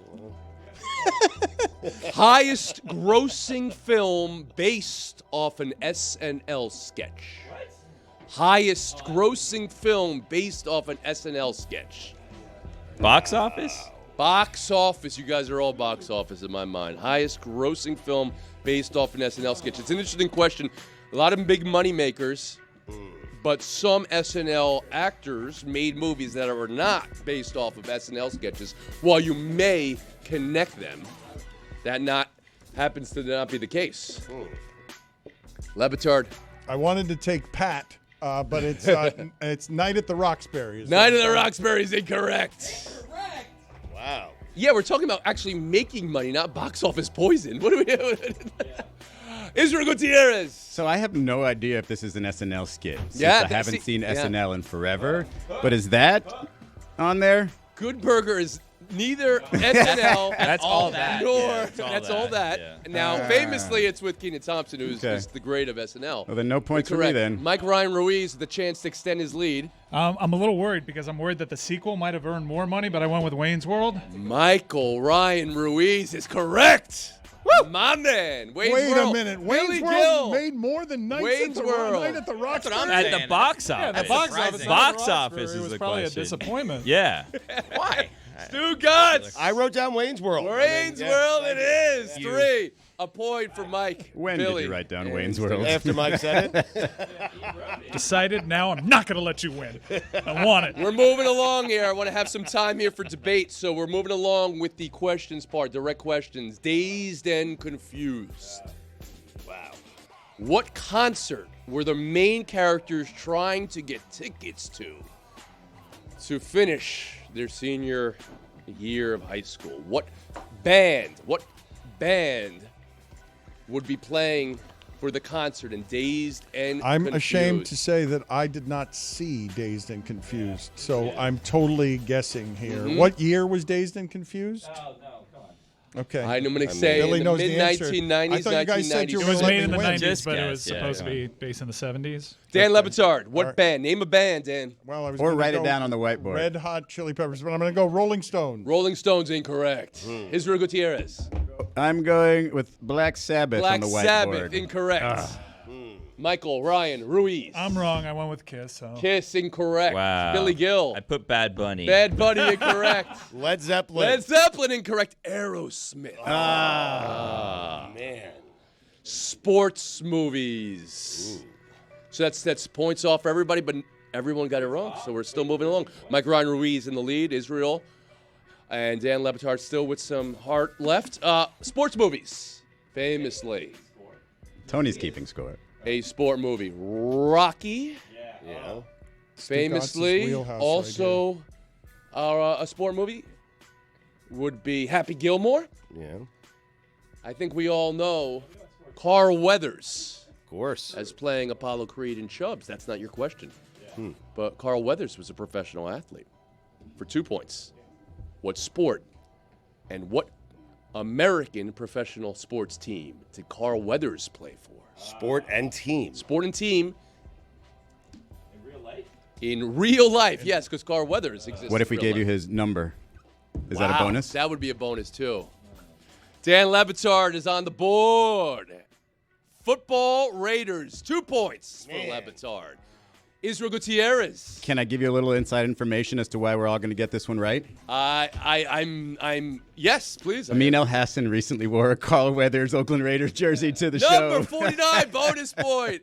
American Football Raiders. Was it the Oakland or LA Raiders? Oakland. At that time, it was Oakland. Yes, 1970s. I hedged my bets and just went Raiders. And Billy Gill? Points, Yeah. and bonus for Billy Gill. Football Steelers. Hey, no. hey, the bonus point thing, it's a little shady. I appreciate the positivity here, the bonus points. I saw him write it after. There's cheating involved here. Because we let Dan win in the end. I love this game. Okay. This is the best game ever. All When's right. the debate portion of it, by the way? What are we going to be arguing about? I've got some debate questions right here. We're going to be arguing about action movies. Israel. Oh, Soundtracks. We're going to be arguing action movies and soundtracks. All right. One more question here. And this will decide who gets the debate. How many points is it worth? This is a 3-point question. Do we get FaceTime if I win? Professional sports athlete. It's like the money ball. Yeah, FaceTime comes after debate. You can give us your hottest movie take. Happy Gilmore 2. 2. In the making. One of our favorite character actors of all time. Made an appearance in yesterday's show. Richard Kiel. Jaws. Of Jaws fame from, yes, of course, from James Bond. Played a famous character in Happy Gilmore 1. Oh, my God. Whether that character is coming back or whether this is the son of that character, we don't know the specifics. But a professional athlete of the last 10 years will be playing the role of the Richard Kiel character from Happy Gilmore 1 and Happy Gilmore 2. Who is that professional athlete? I didn't know that was happening. So the villainous, they're going to get a villainous, scary person. Scary person to play a heckler on the course, I'm assuming, in the oeuvre of the Richard Kiel character. And I'm looking for answers here. This is worth 3 points. This will tip the balance if you get this right. Mike Ryan Ruiz is working with a lead. We'll go to Mike Ryan Ruiz first. Boban is correct. So Mike Ryan is definitely into the final. I can see right now. Stugotz, you need all. Chris Kamen. Kamen. Wow. Interesting. That's a good That's guess. my point. guess. That's a good answer. That's a good It answer. would've been a That better deserves answer. points. That You deserves think it deserves points. points. Chris Kamen, famously, while he had a full career in the NBA, the knock on Kamen, Dan, you would know this, There's right? several knocks on Had one of the Kamen, shorter wingspans in NBA history for a man his size. He was very T-Rex. I just remember the face. Yes. But the Then biggest arm length. knock is that he's Chris Kamen. Yeah. Billy Gill, you need the points. Boban is correct. That was okay. cheating. Wait. You're It's not cheating. keeping track I of cheated on the everything other here. ones, not this one. Now this comes down to it. So if Israel gets this, I believe, and we'll get a final check of the scoring, he will advance. If he doesn't, and Dan gets this, then Dan will advance into the showdown. Israel, your final guess. Wait, I saw what happened there. Israel, don't turn over Billy Gills. Who will be playing the character in Happy Gilmore 2? I think everybody in the building here knows my feelings about Adam Sandler movies, so I don't think you'll be shocked when you see that on my board it just says, "Let's go Cats, baby!" Woo! Let's go, Cats! Let's go, Cats! Okay. The answer is Boban, and I'm looking at Dan Le Batard's whiteboard because whiteboards are positivity in the world, and Dan Le Batard is advanced with Boban will be playing the Richard Kiel character in Happy Gilmore 2. All right, so we have made it to the showdown portion. Do we have any showdown music here, Chris Cody? Anything in the Quick and the Dead? Anything in the Western style? That was a very positive response from Chris Cody, you should Chris know. Cody did not. He just muttered bleep under his breath, and then He does went that a lot. through the public domain library to try All to right, Mike find- Ryan Ruiz, Dan Le Batard into showdown. That was the cue for How you much to music hit the is in a right there, game Cody. show? Isn't Just it just hold one on. song throughout? All right. My man. There we go. Right on time. All right. 24 hours early. 24 hours early. And a It's not on 30-second TikTok, if we have that here. We will be alternating takes here, and I'll make a ruling on who had the more persuasive take. It's not to have an opinion. It's to prove why your opinion is correct right now. You can have lights. You can have cameras. But you got nothing until you have action. Action movies. Here's our debate. I need an unimpeachable Mount Rushmore. That means 4 and only 4. Make the case right now for the 4 greatest action stars of all time. Mike Ryan Ruiz, you amassed the most points. You have the chance to answer first for 30 seconds or defer to Dan Le Batard. Ooh, defer. Dan Le Batard. 30 seconds on the clock right now. 4 greatest action stars of all time. Go. Bruce Willis, because they kept using him long after he had lost his faculties. Arnold Schwarzenegger, because he's so likable that he was able to overcome that he cheated on a very powerful woman with his nanny, had a baby, and is still hugely popular. Tom Cruise, because of the Mission Impossible franchise. And Wesley Snipes, because I need a DEI group of action stars here. I don't have, you know what? And Charlize Theron, because Whoa! Time is up. And you see what he did. He added Mount 5. Gregmore. We'll see how that goes. That is in Mount Greatmore. All right. How about Mike Ryan Ruiz? 30 seconds on the clock. Number 1 is Tom Cruise, obviously, for Mission Impossible Fallout. Not even the greatest action movie of all time, perhaps the greatest movie of all time. My number 2 is Tom Cruise, because he saved the movie industry with Top Gun Maverick. My number 3 is Tom Cruise, because there is no Top Gun Maverick without the original Top Gun. And number 4, surprise, it's Tom Cruise. Yes. Because of Days of Thunder, because of Minority Report, because of being the greatest movie star we've ever seen, because of Mission Impossible 1, Mission Impossible 2, Mission Impossible 3. Oh, wow. That was a fire take. Do we have any fire sound effects? He didn't let me win. He told me It's not over yet. It's not over. Le Batard as well. Well, you had 5 in your Mount Rushmore, Dan. Chaos. You see, he doesn't even allow for the positivity. Let's go around the horn here. Wait, we need different music for this, Chris. I just want to see. Billy Gill just showed me his top 4 before we make a ruling here. Yeah, Vin Diesel, The Rock, Jason Statham, and Ludacris. That's my Ludacris. top. And Stu. Don Omar. I have a feeling Stu's going to give us one name we haven't heard yet that I think. Stallone's in there. Keanu Stallone's in Reeves there. also in there. Oh. Okay. Yes. And Israel, do you have anyone you think has been missing from the conversation? I was eliminated 1 segment ago, so I did not participate in this. Couldn't write fast enough. Mike Ryan Ruiz, dominating performance. Dominating performance in today's Around the Popcorn. You have won. This is when we're supposed to have some applause, Chris. I'm trying to set us up here. Way to go, Mike. Yes! And now you have earned a FaceTime for the ages here. Mike Ryan Ruiz, 30 seconds of congratulatory FaceTime or anything you want in movies. Go. In movies? Yes, this was Around the Popcorn. What did you think you were doing? Take your time, Mike. Well, Just not more than 3 minutes. Yeah, people, the Middle East. Boy, this is a pickle. Best movie from the Middle East. How about that? Ooh, that's great. Three Best Kings. movie. That's a good Three one. Kings is Black strong. Black Hawk Down. Black Hawk Down, Northern Africa. I'm just gonna go ahead and say go Pants. Let's go Pants because look, the greatest sign of a man maturing is when he can admit that he's wrong, and plenty of opportunities for me to admit that I'm wrong during the Stanley Cup playoff when it comes to Brad Marchand, and I did. He's a good player, but he's not a good human being, and I think that's the most important lesson that we can learn from all this is sometimes bad guys win. So congratulations to Brad Marchand, hopefully. And you're thinking Brad Marchand's going to lick the Oilers tonight? I think if he does lift the trophy over his head today, I will turn around and not give him any respect. You meant the Oils. That was great, right? I walked up to that guy and asked him, what's the name of the team? He had him as the Oil, which is incredible. All right, Around the Popcorn. Mike Ryan Ruiz, I'm impressed. I was told you were going to win today's show. Chris Cody, I was told you were going to be right there. Would you have won today's show if you weren't very poorly doing the music? I knew super bad. Why'd you sit it out? Yeah. Because he had buttons to I had push. like a I had one more question here, guys. You guys can have some fun with bonus it. question. All right, go. Best Bonus. soundtrack from a movie ever. I thought that was a place we could have some fun too, because I Saturday Night think Fever. movies Space have Jam. music. Space Jam's Rocky really Space good. Jam. Lion King. Sweeney Todd. And he's driving around. Rocky He's thinking IV, about life. He's yeah, contemplating. yeah. Rocky IV. Hercules. Second. Yeah.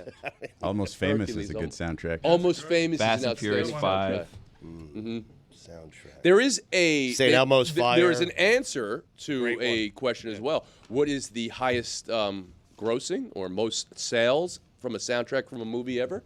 It surprised me because I thought Saturday Night Fever I was had just all gonna those I would hits say in the Footloose. 70s, right? Footloose is a great guess. It's incorrect. It's not Saturday Night Fever. Titanic. It is. Titanic Titanic's is good. also in the top 3 because it had that mega hit from Celine Dion. Batman Forever. This is a Bodyguard? movie with one. Yes. Bodyguard. Wow. There it is. Good Stu, answer. nice. Yeah, you know movie. Who told him that? Nobody. Okay, now sing it. No. Litigious. Not if you want people to subscribe to youtube.com/@Stugotz790. Thank you, Mike. I didn't realize we had my own, I love this, around the popcorn. So that photo above me right now, I'm actually trying to, that's a Superman thing. I was pulling off my jacket for the. You excited for Superman? Not as excited as I thought I would be after seeing what we had, yeah. He's just not interesting, you know? Man who has everything, one weakness, we got it. You're not necessarily a captivating. All right. So the Panthers tonight. Where are you watching, guys? In the barn. I'll be in the barn. Yep, on my couch. Yeah. I'm waiting for some prices to go down, and then maybe I'll be at the barn. But outside of that, I'll be at the casa. Let's go, Pants! And we welcome in Juju Gotti, who is sporting an interesting choice. He's going with a Brooklyn jersey today. Juju, explain that one. Welcome to the show, of course. But explain that one for me, because I figured you'd maybe be wearing like a Knicks shirt to maybe try to talk them into getting Kevin Durant. But you went with Brooklyn today. Yeah, I just have a lot of jerseys. Not too much rhyme or reason behind it. Can you help me out then, as somebody who's got a lot of jerseys and a couple of them are from New York? Why wouldn't the Knicks want Kevin Durant? Like this report that they're saying that they rejected KD, he would have been interested in the Knicks, but they are not interested in him. Makes no sense to me. Does it make sense to you? I mean, I think it makes pretty good sense. I mean, he's an aging superstar, and he may come in and shake up the chemistry that they kind of already have. So I think that you don't want to spend any, not necessarily money, but you don't want to interrupt that roster right now. That roster to me had a lot of chemistry. I feel like them getting rid of Tibbs was a big mistake. So you might not want to bring a veteran in right now. You might want to bring a piece in, like let's say a Drew Holiday to back up Jalen, or maybe not Drew Holiday. Someone actually, Drew Holiday is a good name. Like honestly, that's kind of what they need, is a two-way player at that spot. So that's a good name. He could probably sit in there at the 2. I think they just got to get rid of Josh Hart. I just don't know if he's the guy. 40 minutes a night. I don't know if he's your guy. Right? Yeah, me neither. I also don't know if Rick Carlisle is the guy for these last couple of games. Because what don't you like? Bruh, TJ McConnell can't have that third quarter and not see the floor until the game is out of reach. I understand that Halliburton is your superstar. I understand that. But at the same time, you got to go with who got you here. Nembhard had so many turnovers, goofy turnovers. Yeah, he was definitely Nem soft yesterday. Right. So I feel like if you want to sub somebody in, I know Nembhard is doing a great job on SGA, but you gotta let TJ McConnell see the floors at some point in that fourth quarter earlier than that. So we messed up there by not praising TJ enough. Anything else that we messed up on the show today? Yes. One of a fan wrote in today. It says, "For the love of God, can you please tell Dan Le Batard to stop talking about how angry Canada is at Florida? We don't care. Fans of other teams do not want another Canadian team to win. It would be like Canes fans hoping the Gators win." And that's from T Santoni 12 from Twitter. Thank you, T. I've been thinking of that every time I hear Dan say that, because I don't hear anybody else saying that. Specifically, nobody from Canada saying that, so I'm wondering where it really was coming from. Right. And also we had a couple people reaching out, you know what I mean? As a reminder, it's Men's Mental Health Awareness Month, so just want to give them brothers a shout out. I'm not going to read the messages, but a lot of people sending in how much love Tony, Reali, you guys just uplifting them throughout the show. You feel me? Just is putting into their life. You know what I mean? So salute to everybody out there going through something. Everybody that's trying to get ideas off the ground. I read a good quote over the weekend. Don't downgrade your dreams to match your reality. Upgrade your faith to match your vision. And you're going to get it together. You feel me? I need to take heed to that as well. Well, Tony Reali's definitely injecting everybody with positivity. But do we have any polls? Any polls to update today, Juju? Hell yeah. I'm a little out of place. But what I searched for, what I want to salute my dog Billy as well. You feel me? Don't take that stuff from them. You right, bro. Them folks ain't got to bother you. You want to take care of your family and be unbothered.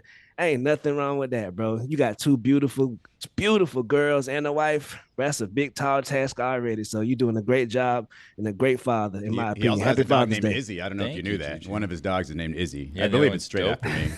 Yeah. Hell yeah. Also, y'all doing a great job as well. I know StuTube is how they promoting it, but without you, Billy, bro, I don't know if all that stuff gets going on. You feel me? Salute to you and Taylor. Y'all doing a great job over there on the StuTube. You feel me? Thank you. We don't like No to talk doubt. about that here. It's game 6, almost exactly like game 7. Just one game away. 56% of the audience says yes, it is. Right? There is no game 8, so game 6 is literally the closest thing you can get to game 7. Right. The cost of watching all the sports you want, over or under $4,785. 60% of the audience says over. Yeah. That's like, right. You do the math on it, it's like $400 a month. And when you think about, and I've backed off of certain streamers just to watch sports that I could have watched. I was like, well, I'm not that big of a fan. It does cost a lot. You start with like your basic cable package just for your local teams, if you even get them on there. If you don't, you've got to add the local apps for your local teams. And then you've got to go for other leagues, whether it be MLS, whether it be the Premier League. I mean, there's just a lot of things you can subscribe to. And all of a sudden, it's $400 a month. Boom. Right. It's wild. Hell yeah. Do you fall asleep when someone tries to do you fall asleep when someone tries to give you a quick economic primer? 88% of the audience says yes, they do. That was my entire experience in economics was short naps. Do you associate David Samson with trust? Oh, God. 0. 89% of the audience says no, they do not. That should have been at 100% for the first time. I think. I don't know why I said 0. Yeah. David must have gotten there and voted a few times. Right. We had a big poll yesterday as well. It got like 5,000 votes each. Do you like birthday cake flavor? And it's still at 50-50. So never before been done. Birthday cake flavor is just like a heavy vanilla flavor, right? There's nothing like specific about it. It just has a little bit of funfetti in there to make you think you're tasting something different. Funfetti. Does it sound fun to ride a roller coaster in hell? It's not as high as I thought. 54% of the audience says no, it doesn't. Well, let's think about this, right? What's the scariest part of being on a roller coaster? Oh, I might die. Hey, you're already in hell. What the hell is there to be afraid of? I got to imagine it's still a safe roller coaster, right? No, I mean, if you understand still gonna hell. go through You're all just the going to steps. respawn right in the Like, same it's spot. Still, It like, doesn't I'm matter. still gonna get that clicky thing when I get that when you get that really tight click. You know what? If you I'm ever in get hell, that gap, you ever get that gap on a roller Yes. coaster? It's like I want to pull it down even tighter so I get that last click. and if Suck I'm it in hell, I'm going to finally take that chance and say, you know what? I'm good with it being a little loose. The seat is probably nails in hell. That's On the true. roller coaster. That's true. Is a hotel safe? 74% of the audience says no, it is not. Nope. Damn. Who's the one who told us they got a little magnet? Boop, boop. It just opens it right up. I don't know about hotels, but on cruise ships, that staff can just walk in there with one little like Men in Black style wand. That thing's open. That's so they know Do how you- much you can tip them. Do you sleep with your phone by your head? 71% of the audience says no, they do not. See, if it's on Me my neither. table side, it's like 3 feet from my head. Does that count sleeping next to it? Like, What are if we you talking put on it- the bed right next to me? Yeah, no, if it's like 3 feet away, I think you're fine. But if you really want to protect yourself from the radiation, what if you put it inside the microwave? Lord Didn't I Jesus. tell you all that time the microwave does not release any radiation, so just put it in there. Any more If the polls, st- Juju? Yes. We went crazy on the polls today. He was damn blacked out for one segment, so he was just poll after poll. If the Stanley Cup were in a trunk at the baggage claim, would you be tempted to steal it? That's got to be 100%, right? 71% of the audience says yes, they would. 29% of goody Liars. two-shoes over there just Yeah. like, wow, the Stanley Cup's in there. I don't want it. Liars. You shouldn't do it, but Right. Lord Stanley. Are you more inclined to sit in seat 11A on airplanes now? I mean, not Stu. He had no idea what we were talking about. But everybody else, absolutely. 65% of the audience says yes, they are. Billy, I feel like you liked my strategy of buy a ticket in 12A and just If shit hits the fan, just be like, Just hey, guys. jump on 11A's What are you doing? lap You're or go jumping 11B, over the right? row? Yeah. Hey, I feel like if shit's really going down and someone from like 13, I'm in 11A, I'm gonna be like, come on, man, squeeze in. From now Squeeze on, in. whenever a plane is crashing, and hopefully there will be some video of this. Hopefully they'll all be survivors. But if they all survive, and Everyone's gonna be like, everybody's "Get to running 11A!" to 11A immediately. Right. Does every state have its own version of the Sun Pass? Not We got Idaho. right. We got the Peach Pass in Georgia. 69% of the audience says yes, they do. Now, is that because the sun comes through Florida, or? I don't know. Eric Motion from Twitter says Utah has a Stockton Pass. Wow. That absolutely should call it that until Here somebody all takes week. over the assist record. And the last poll, the most interesting poll, exciting poll that you could ever imagine. Did you know that Idaho did not have any tolls? That's the worst poll we've ever put out. 82% of the audience says no, they What did kind of not. activity did we get? What kind of interaction did we get on that poll? How many votes? 1,300. 1,300 shocked people who did not know that Idaho has no tolls. Thank you, Juju. Really appreciate it. We've got enough positivity today with Tony, but we appreciate a little extra dose from you, as always. Yes, sir. Thank y'all so much.